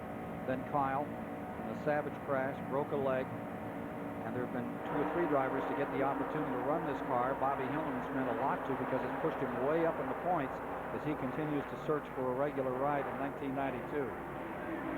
Here's Mark Martin coming up. Chad Little down on the inside, and Martin moves around the car 75 of Joe Ruttman. Found that bottom groove, really working for him. Ruttman in 13th position. Baker right there. in 14th as Martin tries to move through. Now you see 6 cars drawing away by about 20 car lengths with 164 laps complete. Chris? Sitting here with Jeff Bodine watching the race. Jeff, it's a tough break you had up there. What led you and Hutch Strickland into the wall? Well, first I need to say hello, Kathy. She's back home watching. I'm okay. Barry's up in the suite. I'm okay, everybody. No, Hutch just thought there was a gap between Sterling and myself going down that straightaway under the start-finish line, and there wasn't. He came over, and I had my nose up to his quarter panel right rear tire, and we touched, and of course that turned both of us into the wall. You look okay, Jeff. You know, there's rumors that Phil Elliott may go to the Junior Johnson team next year, and you drive for the Junior Johnson. Can you comment on that? Well, if he does, I'll go to the Phil Elliott team. He's running pretty strong out there. It wouldn't be that bad a deal, but I don't think there's anything to it. So, you know, rumors. You've been in the middle of some rumors before, haven't you, Chris? I heard you and some other women were messing around one time. Oh, yeah, that's pretty good. Other women, huh? Listen, Jeff, you see the scoreboard? Which one of those guys is going to come home first? Boy, you know, I can't tell you. 3, 5, 30, 2. There's all those guys are running good. You know, see Davey Allison trying to get back to the front. Darrell Waltrip's helping him there. Mark Martin's coming back up through. Any of those guys really do have a chance of winning if they can just get in the right position. That's all they're trying to do right now, just get in that right position for the last couple laps. If you were in there, who were you worried about the most? I was worried about them all. They're all tough. I was having... And here's trouble on the front straightaway. Big time trouble. It's Rick Mast on his roof. Upside down. Rick Mast skating into the infield. Right across by the start-finish line, directly in front of us, Rick Mast. Getting in the wall, the tri-oval area. He has slid about 1,000 feet. And the car coming to rest directly below us. And fortunately, Ken, that car didn't keep running. Didn't keep tumbling up in the air. We hope and pray that Rick is okay, but I would venture to say that the chances are better because it didn't start flipping. Rick Mast had been in 11th position when this incident took place. Okay, there's Buddy Baker down on the inside of him, and Buddy touches him. Buddy Baker does indeed touch Rick Mast, gets him sideways. There's Mark Martin right behind him. And you see when he comes down off of that banking, the air gets under it. That left a big space there that the air could get under it, flip him up on the roof. There's Joe Ruttman coming up on him. He slides up to the high side of the racetrack on his roof, touches the outside wall, slams into there, and Rick, he said, "Where am I?" He's got to wonder where in the world he is. And then he just slides all the way down the track for several hundred yards. And the safety crew is there with him now as we see his car continue to slide down off of the racetrack. Fortunately, everybody else got by, did not hit him. This incident taking place at lap 165, 23 laps to go. Rick Mast, a contender to win it all, comes up in a serious incident as he and Buddy Baker tangled on the 18-degree tri-oval here at Talladega, Alabama, and he's coming out of the car. He's coming out of the car. There he is. All right, boy, that is always good news. He waves to the crowd. I'll tell you, that had to be a scary ride. Look again. They're heading through the tri-oval. And Buddy Baker, the red car, tries to move by on the inside, and he touches Rick just enough to get him sideways. And then when the front wheels got down on the flat part, the rear wheels were up on the banking. That's 18 degrees of banking through there. That opened up a lot of air under that car, and it just picked it up, sent it on its roof.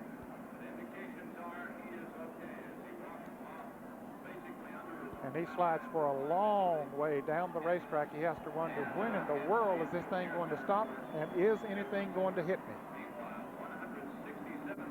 A little bit woozy. Car still on its roof. The safety workers there, they were there immediately as soon as the car stopped sliding on the roof, and here he comes. Rick's a pretty good-sized fella. Doesn't have a lot of room to crawl out from under there, but I'll tell you, a great sight to see him crawling out from under there. He's climbed out from beneath a lot of them on a lot of tracks, but never, I believe, at that speed.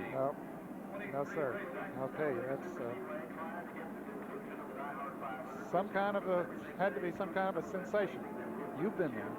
Well, fortunately, I never got a Winston Cup car on its roof while I was driving. I was very fortunate in that respect. A lot of sportsman-type cars, yes. Chris? Well, you know, this has got to be a big disappointment to the NASCAR officials. They've done a lot of work aerodynamically on these cars. They extended the roof rail over the rear glass, and they put side spoilers on the trunk, and on the left side of the car, they put the panel that's now on the lower right, feeling that this would keep the car on the ground in that kind of a situation, to try and keep the air out from under the car. And it obviously did. You could see the car was playing airplane there as it got upside down. Now, what NASCAR will do now with this aerodynamic changes, who knows? Chris, I don't think you could have done much. I mean, part of the car was on the apron, part was on the 18-degree bank. There's no way. Let's watch it again. You're right. This is a particular set of circumstances here. We see them coming out through the trioval here, and then Buddy Baker runs up there and taps Rick Mast right there, gets him sideways, and then we're going to see when he gets down and his front wheels get down on the flat part of the track, there's like a foot of air space there. Right in that area there. See, the spoiler, the front spoiler is down on the racetrack. That would have a lifting effect itself, and then all of that airspace under there, just let it pick it up. And really, they have done a great job of the rules and trying to keep them on the ground, but you get in a particular situation of this sort. That's 3,500 pounds going up there. Yeah, I just don't know how you could guard against something like that. Well, it's a problem that has to be solved. You know, the remarkable thing, the blessing here is that it didn't start to tumble, and sometimes you don't mind seeing them tumble rather than a direct head-on stop. Absolutely. But in this case, I think it bent those front roll bars down enough. You can see how that windshield got thrust back, and that's what created this long slide. Remember, they had one of these in an IROC race at Daytona, and it slid forever. Driver came out unscathed. Here's Mike. Ken, watching that one from pit road, and as scary as it looked, I think that the rules and the aerodynamic enhancements really did their job. The car did not get up on its nose and fly or tumble or twirl as Bobby Allison's did here a few years ago. Once it got up and over and pancaked on its roof, it stayed there and didn't come back up and over. So I think all the work they've done in the wind tunnel has really come to some good use. You couldn't keep the car from going, but it certainly settled soon and didn't go for a long, wild tumble. Very good point, Mike. Very good point. As they begin to pull it away, you can see the front part of the roof has been worn out, really, as it slid down the pavement and caved in a little bit there. But thank goodness Rick Mast crawled out of the car. They have taken him to the infield care center just to check him over. Glad to see him okay. A frustrating day for people like Bob Johnson and Claude Queen, Richard Jackson, who worked so hard to bring that car up into the lead pack early in the day.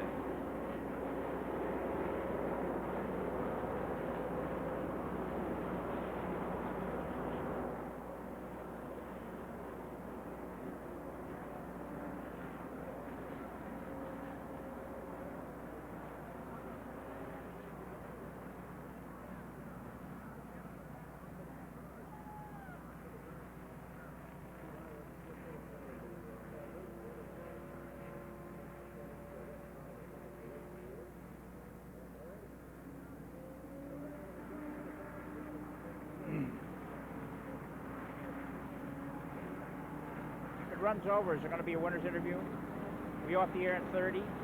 Sir? Yeah, well, it's not going to be over, but... Right.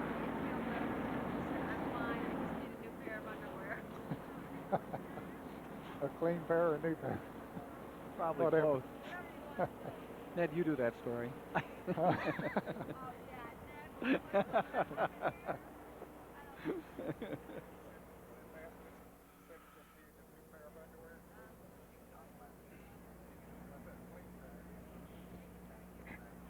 $18 laps when they come by. I normally wouldn't speculate on the driver's condition, but I was so confident. Yeah, I not heard of that. And I did clarify by saying that his chances were much better by not having something. Morgan's gone down a lap. Yep. He is well, not. he's at the tail end of the lead lap, isn't he? He's being shown as a lap down. Oh, they are? Oh.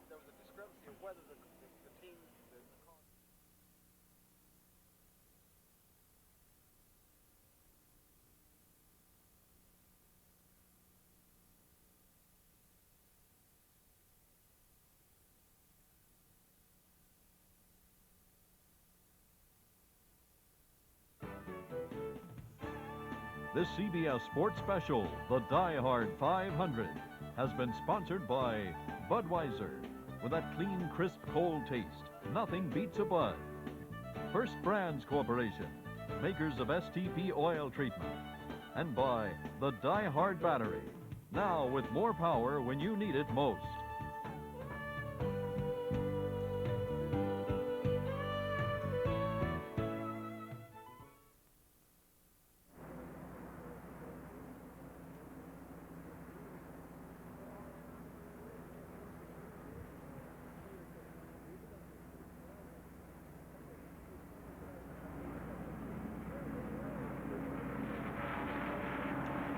Thank you. 18 laps remain here at Talladega, Alabama to decide the 23rd annual DieHard 500. The latest incident of the day, the sixth caution period created when Buddy Baker tagged the Rick Mast car number 1 of the Tri-Oval and sent it upside down into the wall at over 190 miles per hour. Rick Mast is fine. He has left the infield care center already. Let's go quickly to Mike Joy. Ken, I'm with Richard Childers, who owns Dale Earnhardt's car, standing much as we did last year, about 18 laps away from what last year was a trip to victory lane. Now, on most of the caution flags all day, you'd come in and make a stop, and I'm sure this time if you did, most of the field would, but you're staying out. Yeah, you know, we've got enough of gas. Tires is good. The car's working good. We just looks like that 9 and 22's running awful good. We just have to race. You know, Michael's running good. Ricky, it's going to be a good race to the finish. Well, will this be a Ford Chevy shootout? Do you expect they'll hook up? Maybe you and Ricky would hook up? Well, we're just all going to get together. I'm sure once they get to dicing around, it could be anybody's race from this point. I know Dale will do his job. Well, one thing that it's looked obvious, at least from down here, is the place to be today has been out front. It is. You know, you get hung back in that traffic and anything can happen. And, you know, we've tried to keep, you know, our thing is try to keep that track position, keep Dale out of trouble. If he's up front, he's usually out of trouble. Well, he's out front now, so it's his race to control for the moment.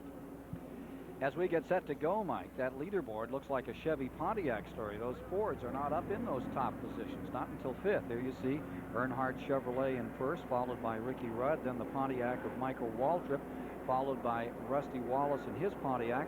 Then comes Sterling Marlin, and that is the 5th position car. Back to 6th, another Ford, Bill Elliott, followed by Bobby Hillen, who's having a great day. In 8th, Davey Allison, then 9th is Waltrip, and 10th is Shepard.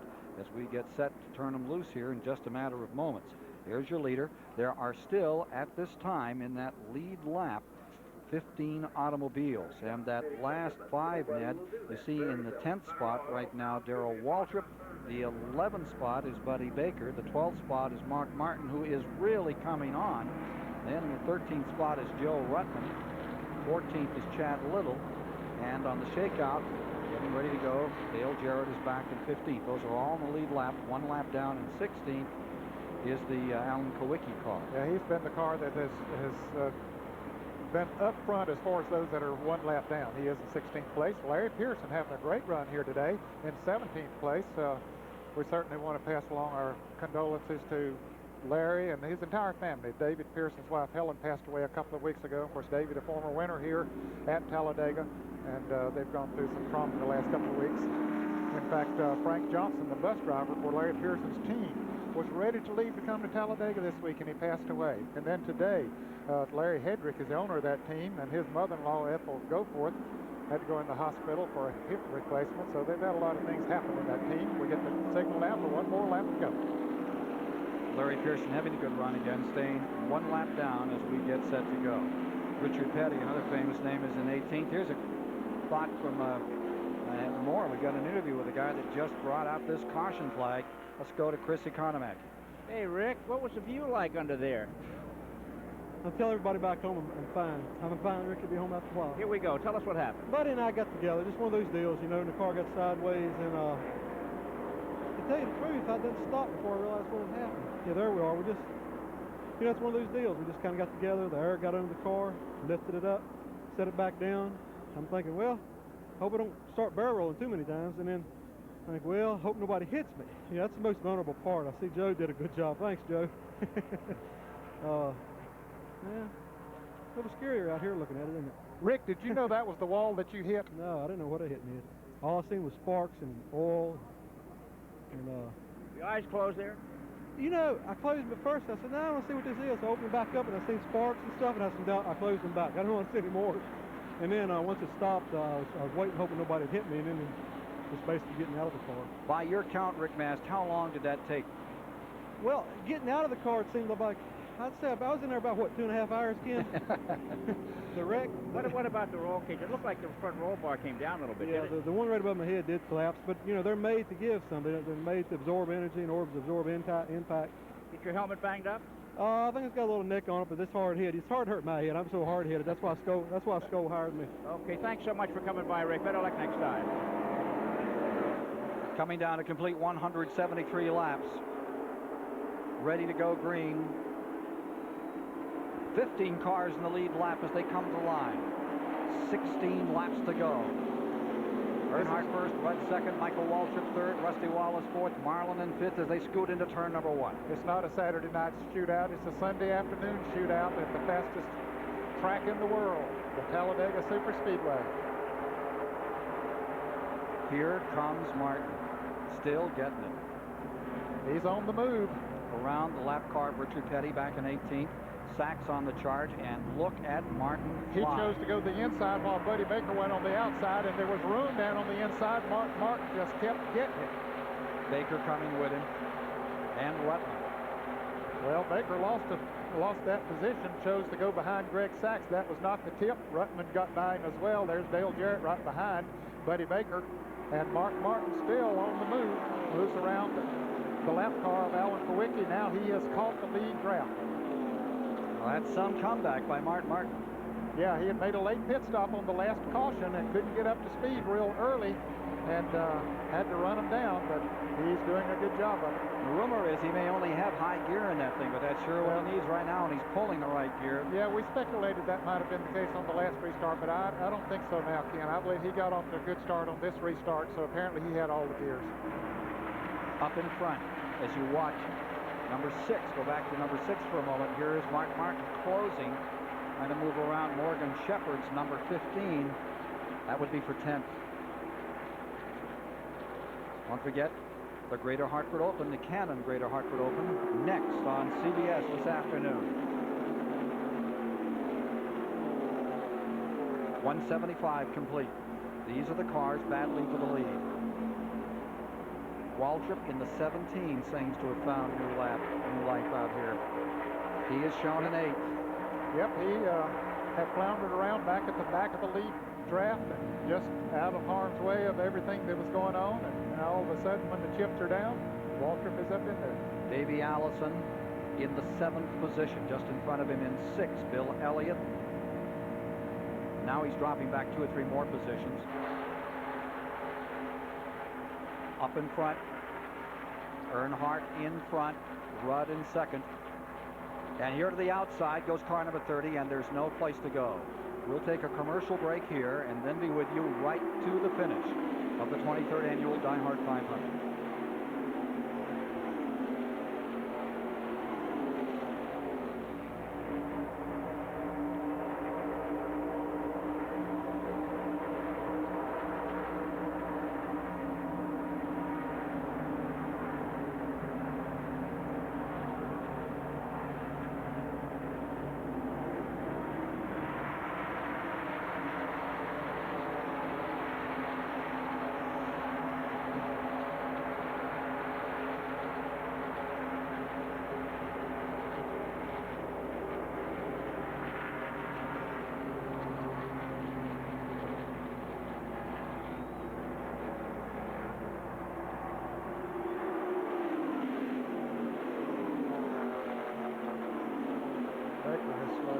Sir?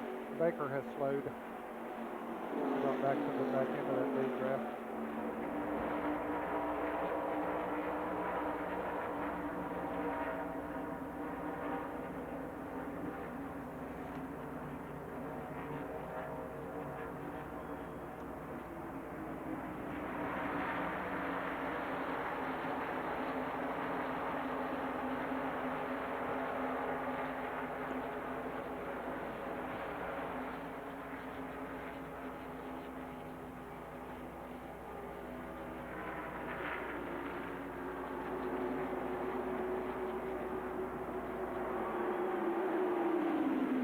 There are 10 laps to go. The field has remained stable, with the exception of Buddy Baker slowing down in the past few moments.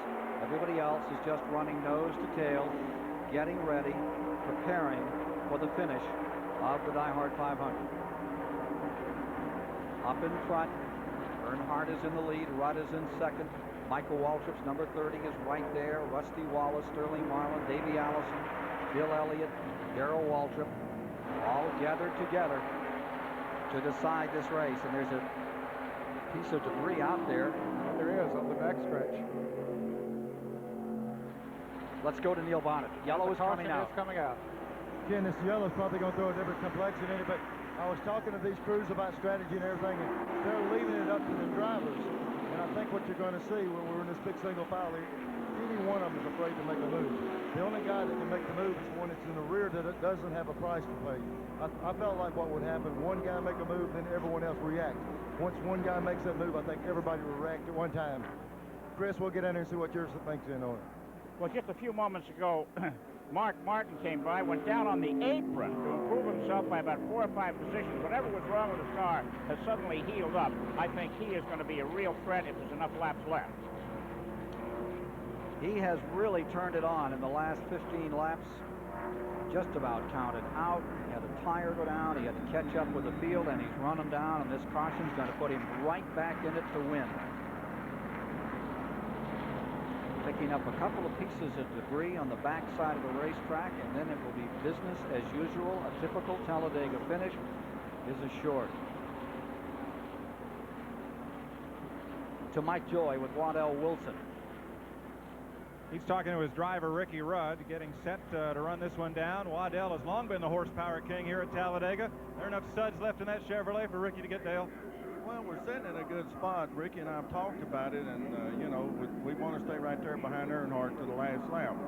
Then we've talked about, you know, the right place to pull out. The running fast enough, it's going to be hard for one-on-one to go. But if he does it like I've seen him do it in the past, we got a shot at him. But, you know, hopefully we can still stay second right to the end. And then we can pull out. And they're hoping that the videotapes of those past races are going to help as it comes down to the checker. Another lap under caution. This will really put the pressure on for the finish. The man the pressure is on is the man who bears the pressure so well. Number 3, Earnhardt on the point. Behind him, you see that number 5 of Ricky Rudd, and then the number 30 of Michael Waltrip, struggling over the years for that first victory it could be here. Then the man that won last week at Pocono, Pennsylvania, Rusty Wallace with the new Roger Penske team, lies there in 4th. They've had a big shakeup in that team. Harold Elliott, their engine builder, has left to join Travis Carter and Jimmy Spencer for the remainder of the year. That Rusty Wallace car is in 4th, and Sterling Marlin, Columbia, Tennessee campaigner in that Ford that started on the pole, will be 5th on the restart. In the 6th position is Davey Allison. I need to tell you, if you're a racing fan, about Davey Allison over the past month. It's been an incredible 30 days since we came to Memorial Day at Charlotte, North Carolina. It's been a Davey Allison celebration. Following Davey Allison in 6th will be Bill Elliott, and of course he just won that last race with the restrictor plate, the Pepsi 400, July 6th down at Daytona Beach, Florida. Behind him is Darrell Waltrip, and you know that there's a fox in the henhouse when he's in the lead lap. Gets down to these final moments. Mike Joy. The Talladega tradition of first-time winners, and the fellow who's never won yet, lying 3rd, Bill Ingles driver Mike Waltrip. Well, I tell you what, we're sitting here 3rd. We've got a few things going for us. The numbers today, we qualified 13th. We're in the 13th pit. We got about 4 or 5 guys from Kentucky, you know, where Michael's from, working with us. We got a lot of things going for us. Michael just bought another 74 Cadillac this weekend, like he did when he won his first Busch race. So we're going for it. You know, we're sitting here 3rd. We hadn't won one of these things, so we're either going to win, finish 3rd, or be way back. We're going for it. Okay, let's go up pit road to Neil Bonnet. Yeah, Mike, we're here with Jimmy Makehart, crew chief for Rusty Wallace, and I jumped up on the wall here, and you said you and Rusty are talking back and forth what to do. Give us a tip. What do you do right now?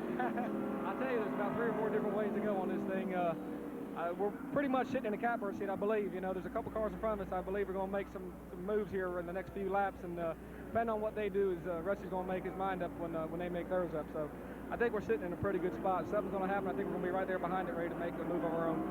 Ken, these guys just going to roll with the punches and see what to do when they make the move. And rolling from 9th position will be car number 6, Mark Martin. He is going to be a factor the way he's been flying over those past few laps. Talk about factors. You wonder how much of a factor Alan Kulwicki might play in all of this. He's a lap down, but he has a very fast race car. Now, he had sort of moved out of the way and had dropped back behind those in the lead draft there before, but he's got a position to protect himself. There are 3, 4 cars sitting there that are a lap down that he has to outrun. Richard Petty, or 3 cars really, Richard Petty and Larry Pearson. So he can't afford to back off too much, but he could play a factor. Speed has been curtailed to 146.9 miles per hour, well off the record of 186. Understand that they may bring in Ernie Irvin's car. It may have thrown some parts off. We're getting down to a restart here with 182 complete when they come to the line. Light is off on the pace car. It'll skip down onto pit road in just a second. Well, we saw some debris over there on the racetrack. It was an air cleaner off the car. Air cleaner didn't come off any of these cars. It's got hoods on them. With a hood on them? It had to come off Ernie Irvin's car. 15 cars in the lead lap. Joe Ruttman on the tail end running 15th. 14th is the Buddy Baker car. 13th as they come to the line is Chad Little. In that 12th spot is the 21 Jarrett. 11th is the 42 Hillen. 10th, 15 Shepard. 6 to go and they're under green. The break into turn 1. Earnhardt stays right there, steady as a rock. Ricky Rudd stays glued to it. And Alan Kulwicki, he's not going to get up there and fight with these guys. All he needs to do is outrun Richard Petty. His chances of winning this race are gone. He realizes that. Richard Petty's sitting back there running in 18th position, a lap down, but they're going to stay out of the way of those front runners. And there goes the front runners by on the outside. They're giving him plenty of running room up there. Once they clear that number 7, that lap car, then we'll begin to see those cars in the lead lap begin to double up and fight it out as Wallace now finds himself pinned. Coming up to the inside comes number 22, Sterling Marlin. Marlin challenging for 3rd. Wallace trying to throw a block on Waldrop as they came through the tri-oval that time. The hot tip here is to stay wide and try to gather it all and look at this fight. Earnhardt stays in front. Rudd in 2nd. In 3rd is Sterling Marlin in the back straightaway.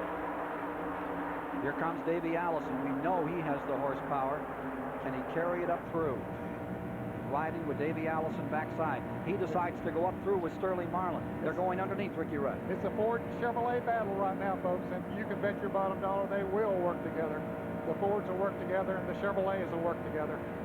But when it comes down to it, whoever it takes to win the race, you work with that one that you think gives you the best shot at it. Shuffle is on. Here's Davey Allison working the bottom of the racetrack, going for the lead.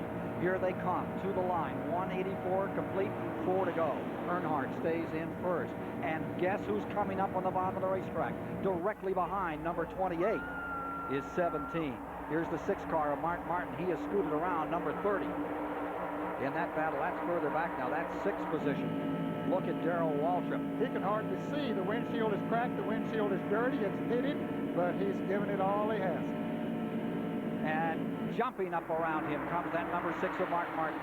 Look at Darrell. He had a notion to go in the middle of his brother Michael, but Michael gets out of the way, down way up on the outside. What's scrambling around? The chips are down. Earnhardt first. Here comes Davey Allison to the inside. And you can hear the roar of the crowd over the thunder of the motors as they come to the line. There's 3 laps to go. Davey Allison out in front, a Ford on the inside, Chevrolet on the outside for $740,000. Here we go. Backside, 3 laps to go. Earnhardt comes back. Allison stays with him. They almost touch, and here comes Bill Elliott up on the outside. Just nowhere to go for some of those cars. Davey now caught down there, can't keep up. The momentum Earnhardt had coming off of that turn just let him drive on away. And the last laps are looking like the first laps. Earnhardt back in front. Here they come down out of turn 4. Bill Elliott right there in 2nd. Remember, Elliott won the last restrictor plate race, the Pepsi 400 at Daytona. And guess who's there? Car number 6 has made it all up. Mark Martin thunders into 3rd. Ricky Rudd is in 4th. Just 2 laps to go. It'll be 1 to go when they come back. Look back here at Darrell Waltrip right behind this pack. He's making a 3 deep coming off the turn. There we see him. as they jockey around. Just look at them fight for a place to go on the racetrack. Meanwhile, up in front, Bill Elliott closes in. He's won here before. Look at this battle. Dale Jarrett on the outside, Davey Allison in the middle. They've bypassed Darrell Walter, Morgan Shepherd down on the inside. All of these positions are worth big money and points. That's white flag coming up. That is for 5th position. Here are the front 4. Last lap is underway. Earnhardt looking for his 51st win, his 29th Superspeedway win. Can he stay there? Here's Elliott in the 9. Chevy in front. Ford in second. Ford in third. Chevrolet in fourth. At 195 miles an hour, they approach the 3rd and 4th turn for the final time. Dale Earnhardt just shovels it in, turns it sideways, feels that car just begin to lift under him a little, and he pulls away by a car length. Here come the Fords, closing on the outside. Mark Martin now trying to help Bill Elliott. As they close, here they come to the trioval. The final few moments of the race. Here's Elliott coming up to the high side. He's not going to make it. He comes to the inside. He's pulled a throw to the inside that did not work. It was too late. Dale Earnhardt has done it again. Wow, what a race. He's as good as you say he is. I mean, he is just spectacular. Earnhardt had it figured, and Elliott made a brilliant move in the last 1,000 feet as he threw to the outside, then pitched to the inside. Let's see it again. Almost had him. Look at this. He just could not muster enough speed to move around. He moved down to the inside. He really didn't have anybody drafting real well with him right there. If the 6 would have come with him, wow, that would have been by inches. As it was, for the 2nd straight year, for the 4th time, the DieHard 500 is won by Dale Earnhardt. The Richard Childress crew have done it again. A spectacular finish to a great race. Taking a look at the final standings, Earnhardt first, Elliott second, Mark Martin comes across third, Ricky Rudd was in fourth, and Sterling Marlin was in fifth. Earnhardt averaging some 146 miles an hour on a very slow DieHard 500. And so for Chris Economaki, Ned Jarrett, Mike Joy, and Neil Bonnet, I'm Ken Squire, saying so long from Talladega, Alabama. Stay tuned for final round action of the Canon Greater Hartford Open.